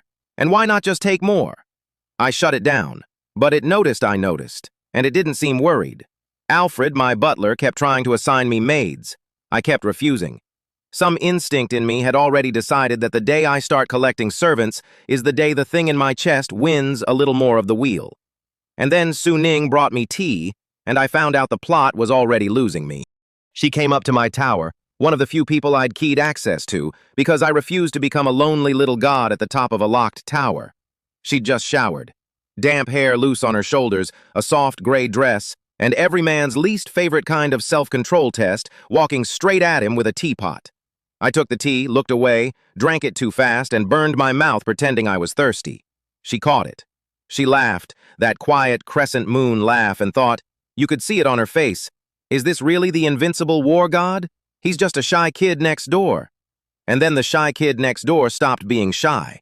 Something rose in me, fast, wrong. My breathing went ragged, my eyes went red, my heartbeat turned into a drum. I said her name in a voice I didn't like. And Su Ning, a smart woman, a grown woman, a woman who reads men for a living, saw exactly what was in my eyes and bolted for the stairs like a rabbit that just spotted the hawk. That "get out" she stumbled through saved us both. Because the second she broke line of sight, I snapped back into myself and the horror hit like ice water. I grabbed the teapot and drank straight from the spout like a farm animal, collapsed into the chair and shook. Understand, I'm not that guy. I fought 3 years for a woman and never pushed past a hug and a kiss. Restraint is the one thing I've always had, and I'd almost lost it completely. And if I'd charged, with my strength, she'd have had no chance to run. I'd have been no different from Zhao Gang, the man whose hand I took off for less. So I sat there and asked the question I couldn't answer. What is wrong with me? Because it wasn't just lust, it was override. Like a teenager who woke up one morning and got hijacked by his own body. The tiniest spark, and I went feral. And I've watched enough of the apocalypse now to know how good people turn into monsters. It's not evil, it's pressure, fear, and loss, and killing all stacking up in the dark, until one day the lid comes off and something else drives the car. Except this felt like more than pressure. This felt like the evolution. The animals didn't just get bigger, they got crueler, meaner. Something in the world was turning the volume up on the oldest, ugliest parts of every living thing, and I'd been eating soul energy by the fistful, changing faster than anyone alive.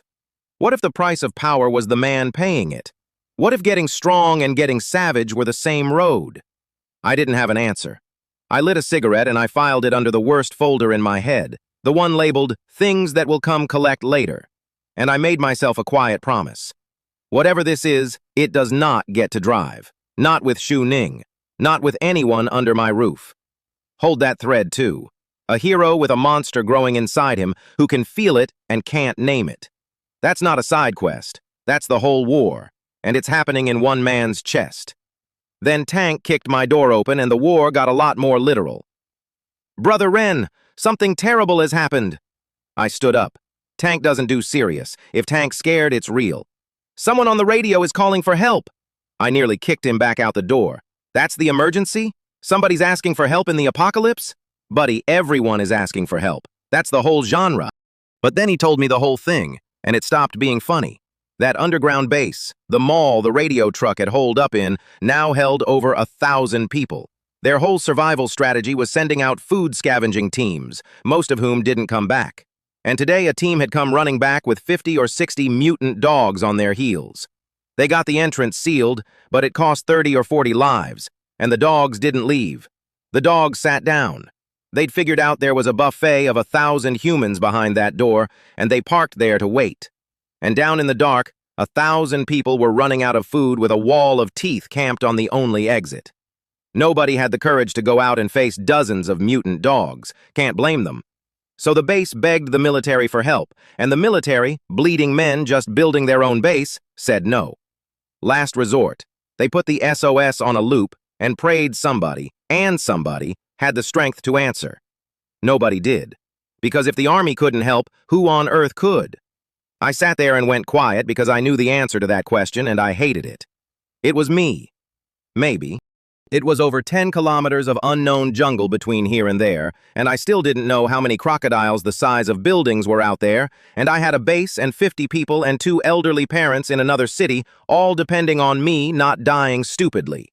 1,000 strangers versus not throwing my life away. That's not a math problem, that's a soul problem. The whole crew crowded into my tower to have the fight for me, and it turned into the most loving argument I've ever refereed. Su Ning, who'd fled that same room an hour ago, stood up first, furious. "I don't agree. It's too dangerous. What if something happens to Brother Ren?" She rounded on Tank like a mother hen on a hawk. "Whoever's so capable can go. Why does it have to be him? There are dozens of dogs. Are you trying to get him killed?" Machine gun fire, right in Tank's face, sweat pouring off him. And it hit me, watching her, the gentle one, spreading her wings to keep the eagle off her chicks, that I was being cared about. Fiercely. That's a warm thing to learn in the middle of the apocalypse. Tank, who'd only wanted to save 1,000 people because he genuinely believed I could do anything, finally understood he'd just volunteered his own brother for a death march, and went pale and small and silent. Which is the most disturbing thing Tank can do because Tank silent is like the ocean going flat right before the wave. Song Jian, the old soldier whose entire creed used to be protect the people, said no. Grounded out like it physically hurt him. "We're 40 people with almost no strength. We lose you and we're all dead. We simply can't." Li Feng, cold outside and warm inside, loyal like a knight from a story that stopped being written centuries ago, said no. Because my safety is the only interest he has left. Elder Tao, equivalent exchange man, said no. The women said no. Everyone said no. And honestly, so did the part of me that wanted to live. And then the landlord spoke up. "Ding! System mission, rescue. Reward on success. 500 crystal coins and 1 black gold battle saber. Failure deducts 100 crystal coins. Accept?" 500 coins. I'd bled for a week and scraped together 20. And a real weapon, a black gold battle saber, because my beloved Han's sword had officially become a butter knife against anything with thick skin. I want to be honest about the man I am, because I promised you I would be. I did not accept that quest to be a hero. Marx said capital will risk anything for enough profit, and the second the system put 500 coins and a saber on the table, my inner capitalist stood up and put on his coat.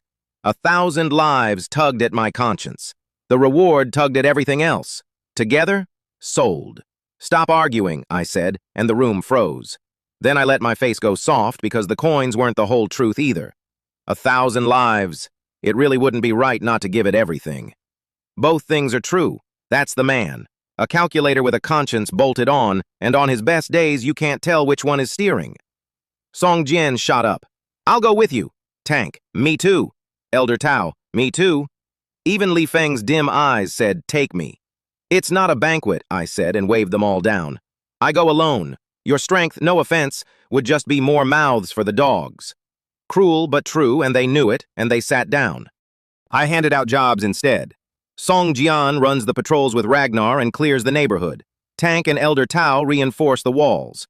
The 4 women run the household and the manor labor, and when Shu Ning bristled at being handed women's work, I told her flat, this keeps everyone fed and alive, so don't you dare call it small.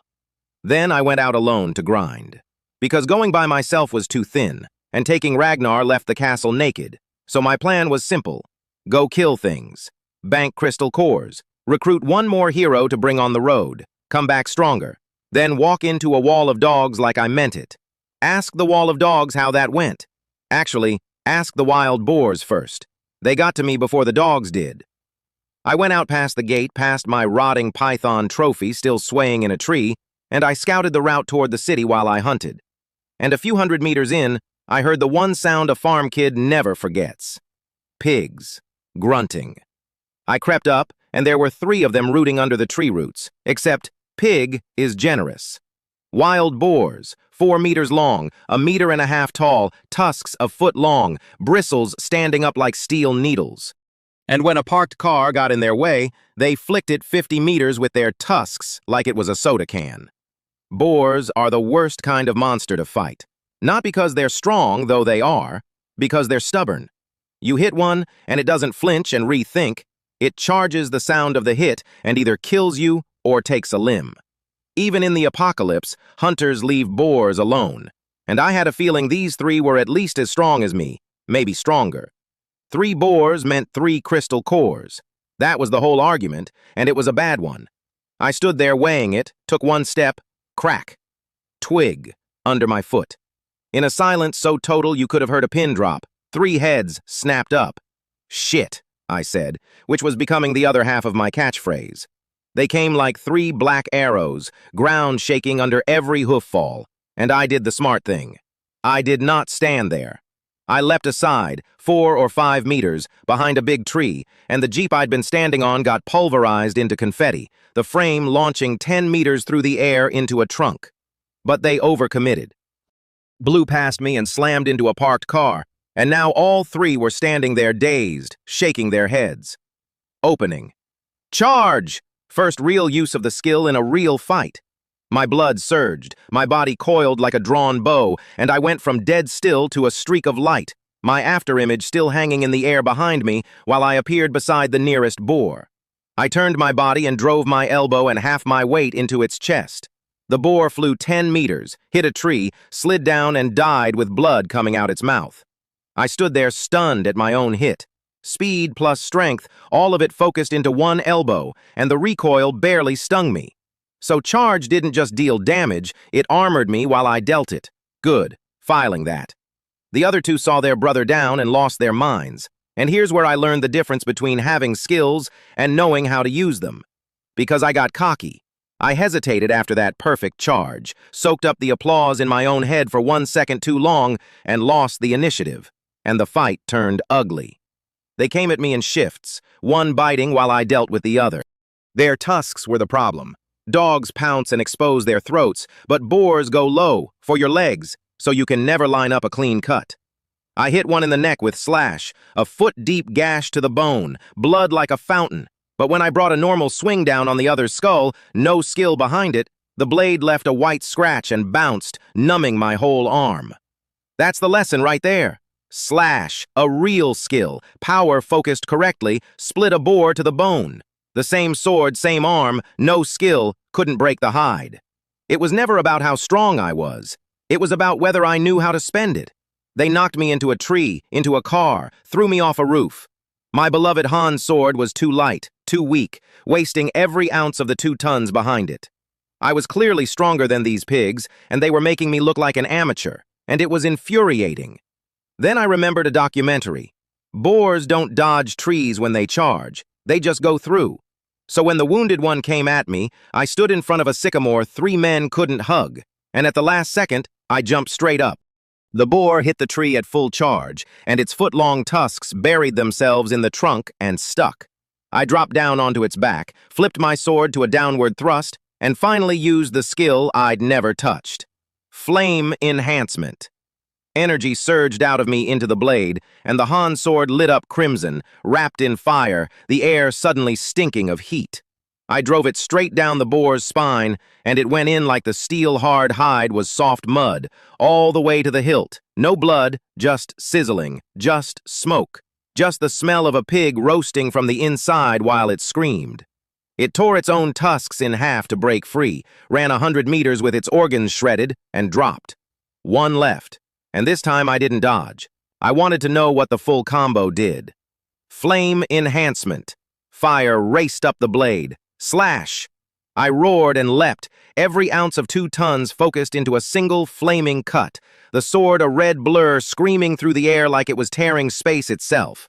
It split the boar's skull in 2, drove the head into the ground, and painted the grass red. And the system chimed different this time. Beep! Soul energy detected. Gained 10 soul energy points. Stored, not auto-burned into my body, banked. I finished the other 2 wounded boars, took 3 cores, and walked away with 30 soul energy points I didn't yet know how to spend, plus a very important education. I sat in an abandoned van, drank water, ate 2 hams and a braised egg, and did the thing I've done every night of my life, reviewed the day's wins and losses. And the verdict was brutal and useful. I'd been faster and stronger than 3 pigs, and they'd still humiliated me. My combat instincts were garbage. I wasted strength, lost stamina, hesitated at the exact wrong moments, and blew a follow-up charge that would have ended the whole fight in seconds. Raw power without technique is a rich man who can't do math. I had the money. I needed to learn to spend it. I scouted a bit more of the route toward the base, found the world eerily, completely empty. Not one monster, not one insect.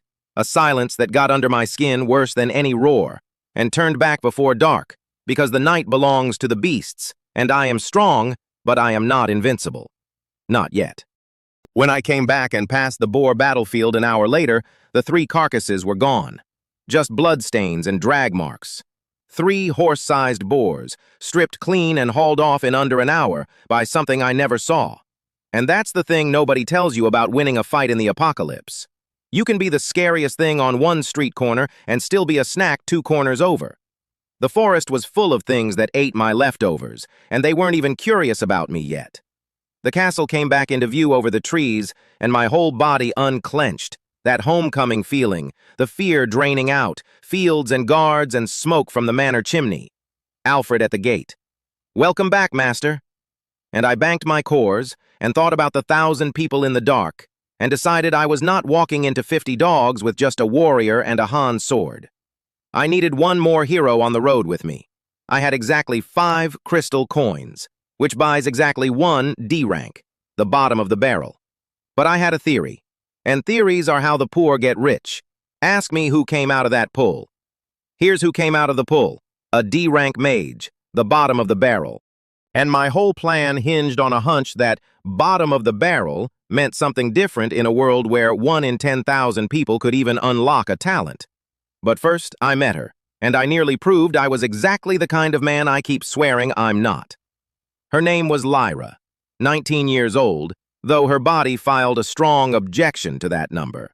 Golden curls, skin like porcelain, eyes as blue and deep as the Milky Way, the kind of beautiful that isn't cold like the mages in stories, but warm, with a fighter's edge under it. She took one look at me, dropped to a knee, hand to her chest. "Master, Lyra will obey your command." And the monster in my chest woke up. I helped her up, polite, decent, a host welcoming a guest, and the second my hand touched her arm, something ignited. My breathing went heavy. My grip tightened without my permission. She cried out, "Master, it hurts!" And that tiny sound of pain landed on me like fire on dry grass, and I stood there panting like a bull, eyes red, staring at a frightened 19-year-old like she was prey. Her flinch saved me. She startled back with a little cry, and it hit me like a bucket of ice, and I let go and staggered back and coughed, and called for Alfred to bring tea like a man drowning who spots a rope. And then I sat there horrified. Because Lyra is beautiful, but she is not lose your entire soul on contact beautiful. That reaction wasn't me.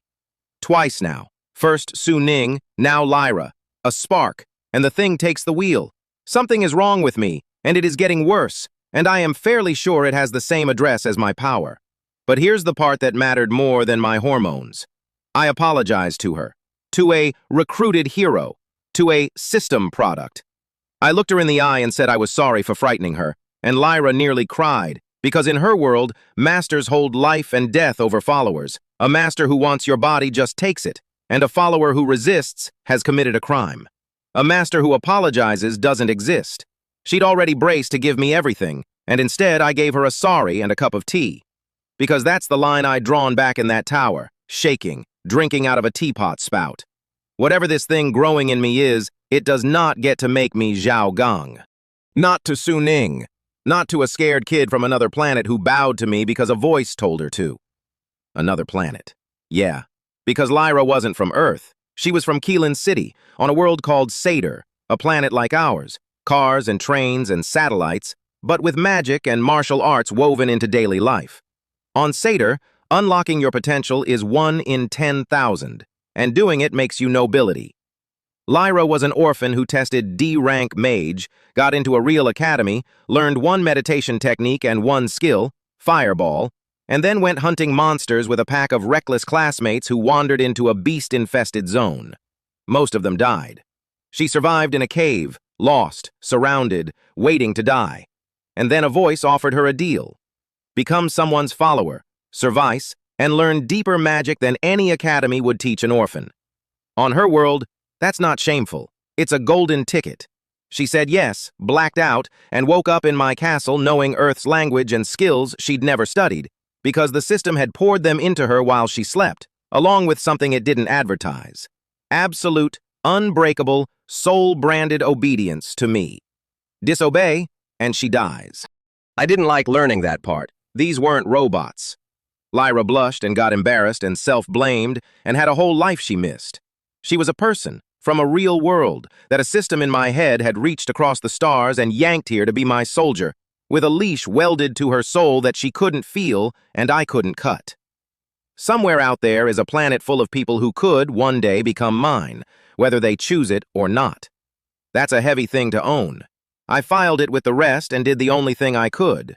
Decided to treat her like family instead of property, because it's the one part of the deal I actually control.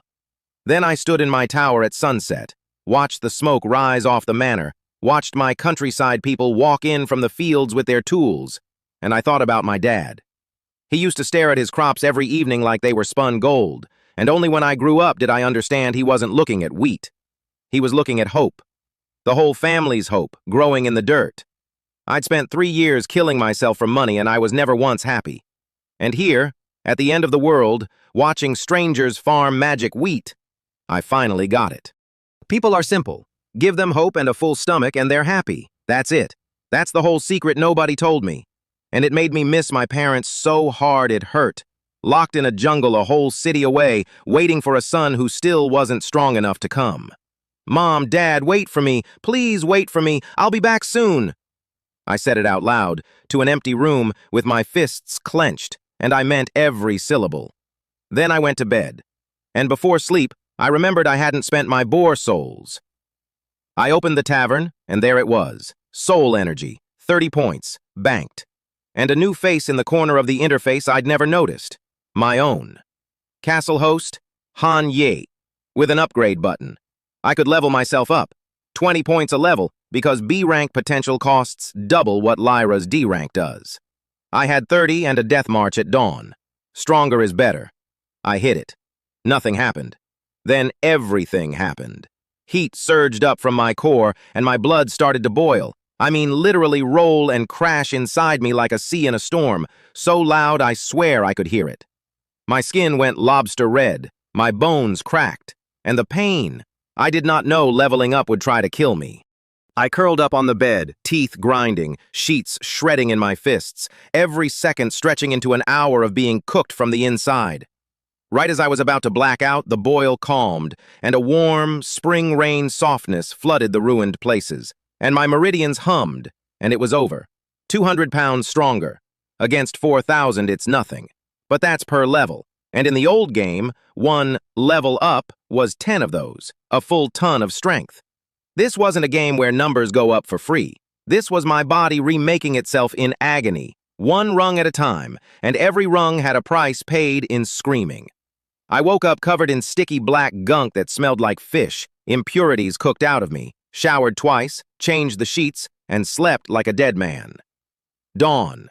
6 a.m., on the dot like always. Fists cracking, energy humming, feeling like I could punch through a mountain, and then doing gentle little warm-up drills instead, because I still crushed teacups by accident, and a man who can't control his own strength is a danger to his own household.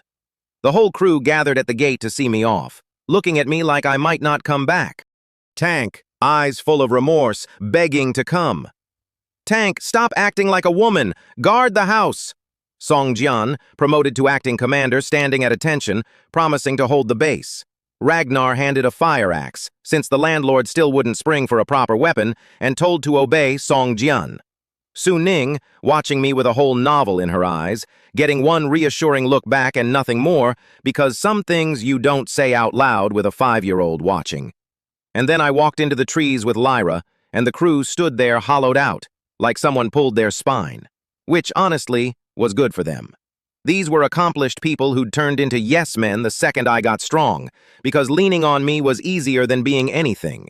Watching me leave would force them to grow up into real lieutenants instead of a fan club.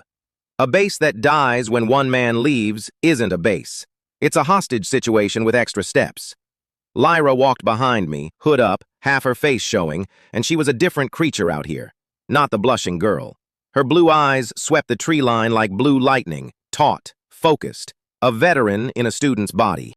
The system's products, I thought, are absolutely not cheap, and I was about to find out how right I was. We covered yesterday's scouted ground fast, hit the unknown road, and then the sky screamed, "Me eagle!"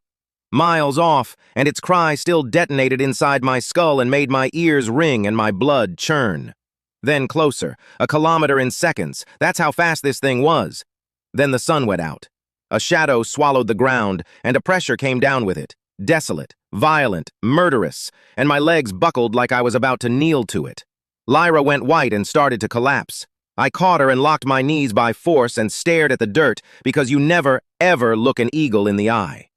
The wing beats hit like a sea against rocks, trees thrashed, the whole world darkened like a storm rolling in. And when it passed, I looked up anyway, because I had to see. Gold, a wingspan like an airplane, over 20 meters, and where it flew the very air seemed to bend. It crossed a kilometer of sky in a blink, chasing something I couldn't see, and was gone.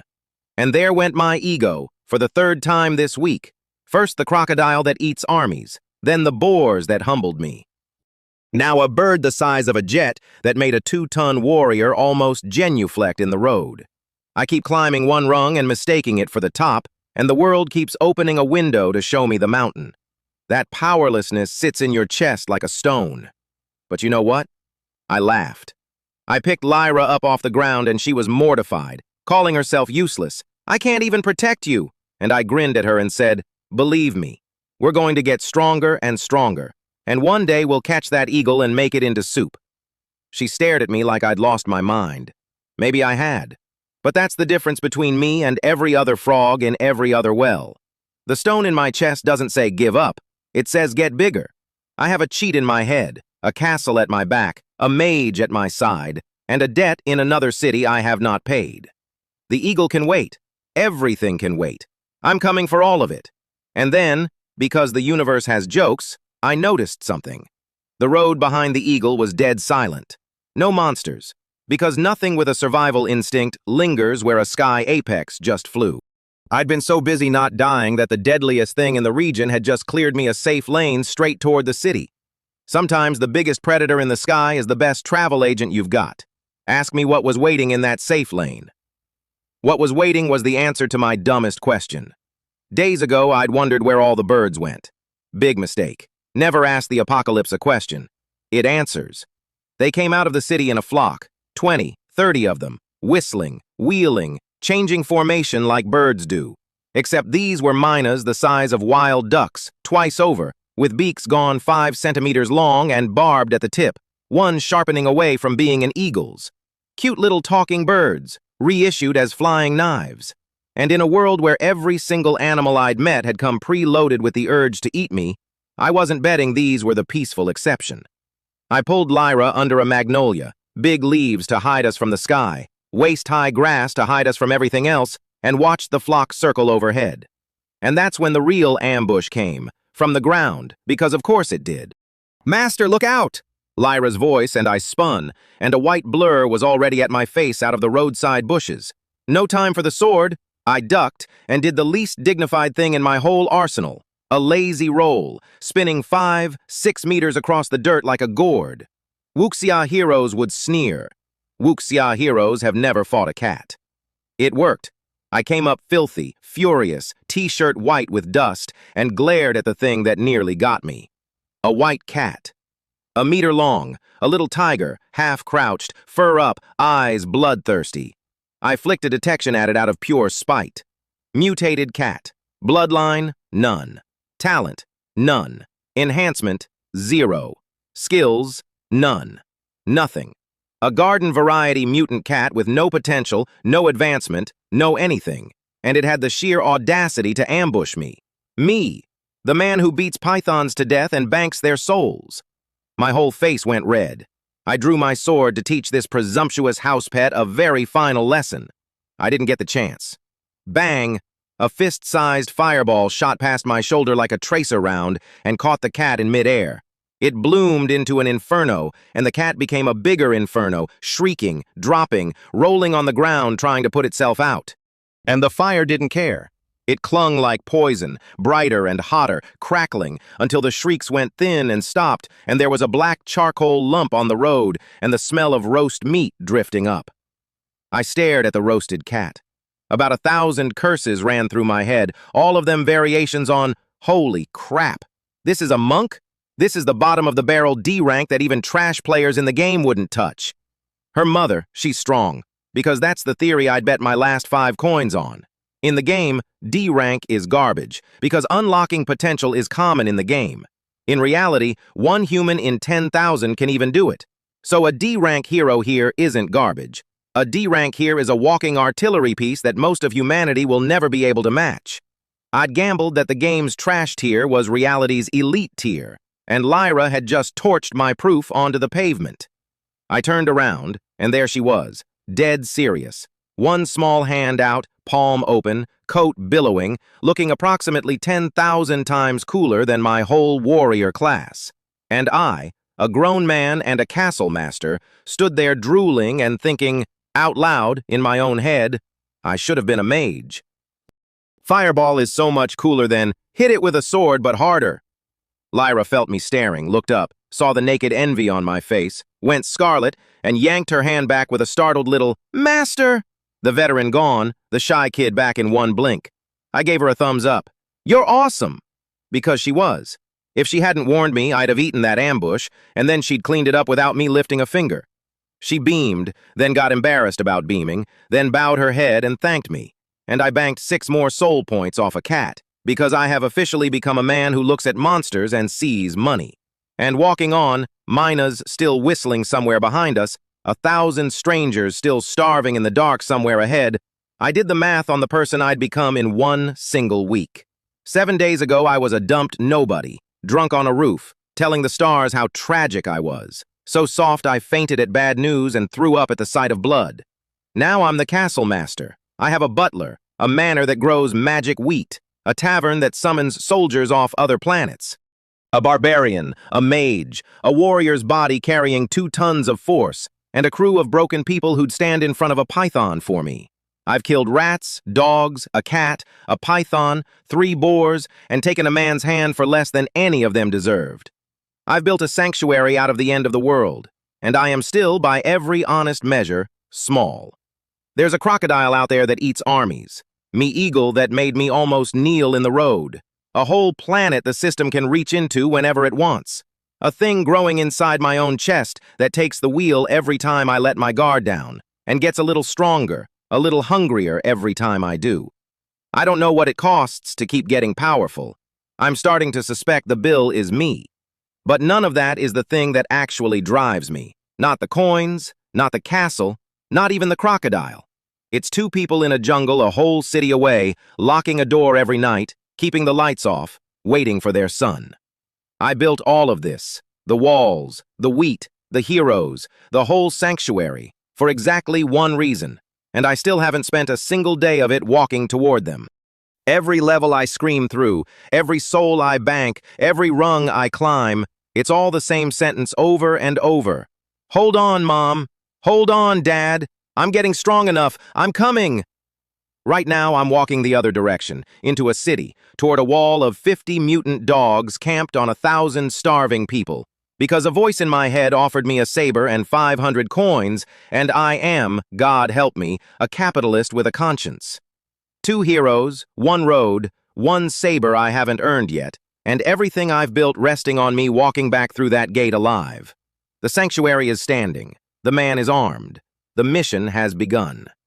That's who was walking into the city, a frog that climbed out of the well, carrying a debt and a monster in the same chest. Now watch what a D-rank mage and a 2-ton warrior do to the road between here and 1,000 starving people. The dogs were waiting at the end of it, but the sky got to us first. The miners came back down. I'd hoped to just walk away from them. The apocalypse doesn't do walk away. The roast cat had screamed loud. 30 birds heard it, and 30 flying knives peeled off their circle and dropped on us like cannon fire. There was nowhere to hide. Open road. The overpass was 10 meters up and useless. Just trees, and none of them big. I threw down my scabbard, gripped the sword, bared my teeth. Come on then! Mina soup tonight! Lyra, behind the tree! She didn't hide. She raised her hand. The flock hit terminal velocity, whistling down like arrows, and a dozen little fireballs screamed out from behind me, trailing smoke like rockets. The birds tried to pull up, too slow. The fireballs surrounded the flock and detonated. All at once, thousands of sparks tore through 30 minas, ripped wings off, set feathers alight. The fire stuck. It always sticks. 30 birds became 30 flying torches, flapping, burning wings, painting the whole sky red. Then they fell, one by one. Splat, crackle, smoke, silence. A minute later, the road was black ash and the smell of oil. I stood there with my sword still up over my head, frozen, like an idiot who brought a knife to an airstrike. The cat had shocked me. This broke my brain. That skill was Ignite. In the game, it was a number, a multi-target fireball, a line of stats I'd have skimmed past. In reality, it was 30 kills in 5 seconds without a scratch on either of us. And I stood there in the ash and grieved, because I had chosen warrior. I'd picked hit it with a sword harder over that. I actually asked the system if I could repick. Beep, once inherited, a class cannot be changed. Host, do not be fickle. Warrior is one of the strongest classes. Wait, you can hear me? Silence. Of course. The landlord talks when it wants and ghosts me the rest of the time. I begged it for another word. Nothing. Cheapest, rudest business partner alive. Lyra caught me staring at her again and went scarlet and yanked her hand back with a little, "Master!" 1 second, an artillery goddess. The next, a 19-year-old who blushes at eye contact. I gave up trying to reconcile the two and just banked the crystal cores. 34 of them, off the birds and the cat. Traded for 16 coins, enough to level up 3 more times, which is where the story stops being funny for a minute. We holed up in an abandoned bus stop hut to rest, and I spent my souls, and I finally met the monster face to face. The first level up back home had nearly cooked me alive. This time, no pain. Warm water, my bones humming, my flesh tightening, every cell going, ah, blissful. And then the energy didn't fade. It ran down into my gut, into a spot below my navel and swelled, hot, straining, needles all through my lower belly. I groaned. Sweat poured off me. Then it passed.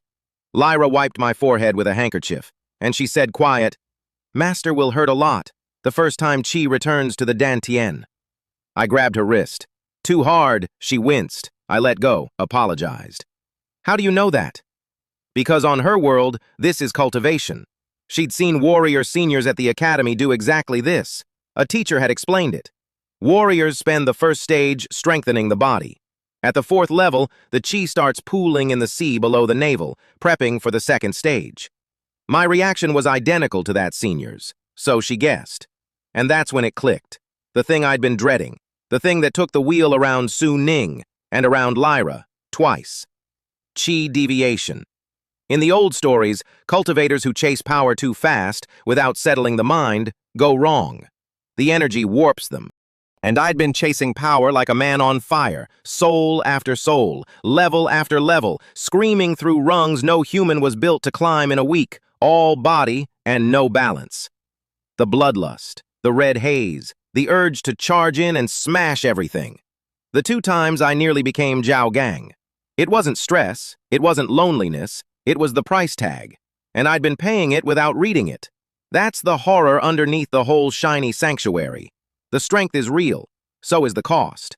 Every rung up makes me stronger and a little less me, and the me that's left has to hold the leash on the thing the power is growing. I don't know who wins that if I keep sprinting.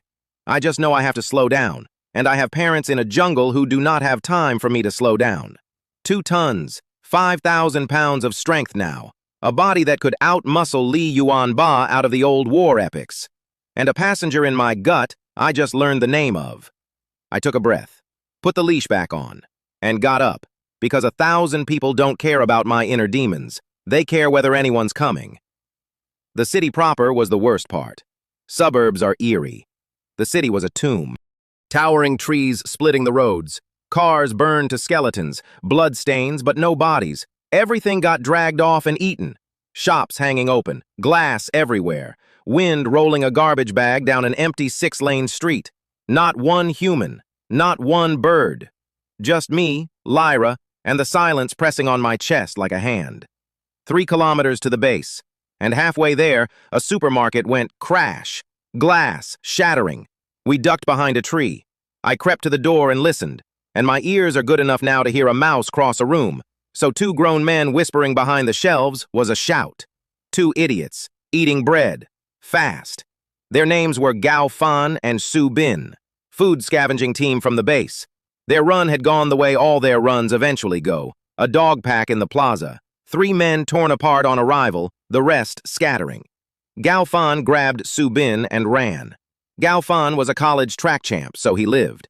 The slower 2 didn't, and the only reason Gao Fan and Su Bin made it is the dogs stopped to eat the slower 2. They'd hidden in a hotel for a full day, starving, then crept out to hunt food, found this untouched shop, and immediately knocked over a glass jug like the 2 least stealthy men alive. And Su Bin, I have to tell you about Su Bin, because Su Bin is me if I'd handled the breakup worse. His girlfriend dumped him in college. He cried so hard his roommates thought he was dying and dragged him out to drink. The second he heard drinks, he stopped crying, beamed, and hauled his stunned friends to the bar, where he got hammered and had the time of his life. Next morning, basketball, cheerful, like the sobbing man from the night before was a stranger. After that, his friends learned the rule. Don't argue with Su Bin. He might fight you today and buy you dinner tomorrow, and you'll never see which is coming. I stood in an apocalypse and heard my own breakup told better. I got dumped and got a magic rock. This guy got dumped and just decided to be fine. Honestly, between us, he might have had the healthier system. Anyway, 2 starving men, chewing bread, trading winks, completely oblivious. So I walked up, silent because I move like a cat now, and put a gleaming sword in front of their faces. They choked. Bread fell out of Su Bin's mouth. Water hit the floor. Neither dared breathe. Because to them I wasn't a rescuer. I was a killing intent radiating nightmare who'd appeared out of thin air holding a blade, and they figured they were about to die over a loaf of bread. Which, in the apocalypse, is a completely reasonable thing to assume. I lowered the sword, told them I wasn't going to eat them, watched two grown men nearly cry with relief. And then I got the base's whole nightmare up close and from the inside. Over 1,000 people, one underground mall, food nearly gone. Every scavenging run a coin flip between bread and death. And now the dogs weren't just raiding, they were camped on the door, dozens of them, sitting on the only exit like patient landlords waiting for rent. The military had said no. The radio had begged the sky. And the answer to the beg, it turned out, was me. A dumped businessman with a rock in his head and a girl who throws fire, standing in a dead supermarket, deciding whether 1,000 strangers were worth it. The saber and the 500 coins had already decided for me. The conscience just made it feel noble. "Take me to the base," I said. We moved toward the plaza, slow, careful. And a block out, the smell hit. Wet fur and old blood, and then the barking started, and we rounded the last corner, and there it was. The mall entrance. And the dogs, dozens of them, sprawled across the plaza, red-eyed, fat on scavengers, lazy and certain, guarding a door with 1,000 terrified people packed behind it in the dark. They hadn't seen me yet. I was 30 meters out, one girl at my back, a Han sword in my hand that couldn't cut a boar, and a monster in my gut whispering to let go and charge. And I looked at that wall of dogs, and I finally understood what all of it had been for. The rats, the dogs, the betrayal and the hand I took, the castle, the wheat, the barbarian, the mage, the screaming level-ups, the price I was paying in my own sanity. All of it, every rung, so that one day I could round a corner like this one and not be the one who runs. 7 days ago, I threw up at the sight of a rat. Now I was about to walk into 50 dogs on purpose. For strangers. For a saber. For the practice, honestly. Because every one of them was a crystal core and a rung, and one step closer to a jungle a city away where 2 people were keeping the lights off and waiting. "Lyra," I said quiet. "Remember the birds?" Her hand came up. Blue eyes went cold. The shy kid packed herself away and the artillery came out. "Do the plaza." Then I called the one skill I'd been dying to aim at something that deserved it. "Charge!" "Hold on, Mom. Hold on, Dad. I'm coming. I just have some dogs to feed first." 7 days. That's all it took. 7 days to go from a nobody crying at the stars to a man rounding a corner into 50 monsters on purpose, with a castle at his back and a debt in his chest. The crocodile is still out there. Zhao Gang is still out there, one hand and a lifetime of hate. The thing in my gut is still there, patient, getting stronger every rung. And 2 people in a jungle are still waiting for a son who finally has a way home. But that's tomorrow's math. Tonight there's a door, 1,000 starving people behind it, and a wall of teeth that thinks it owns the only way out. It's about to learn what I already know. And ask me, the next time, what 1,000 people look like when they open a sealed door and find out somebody finally came.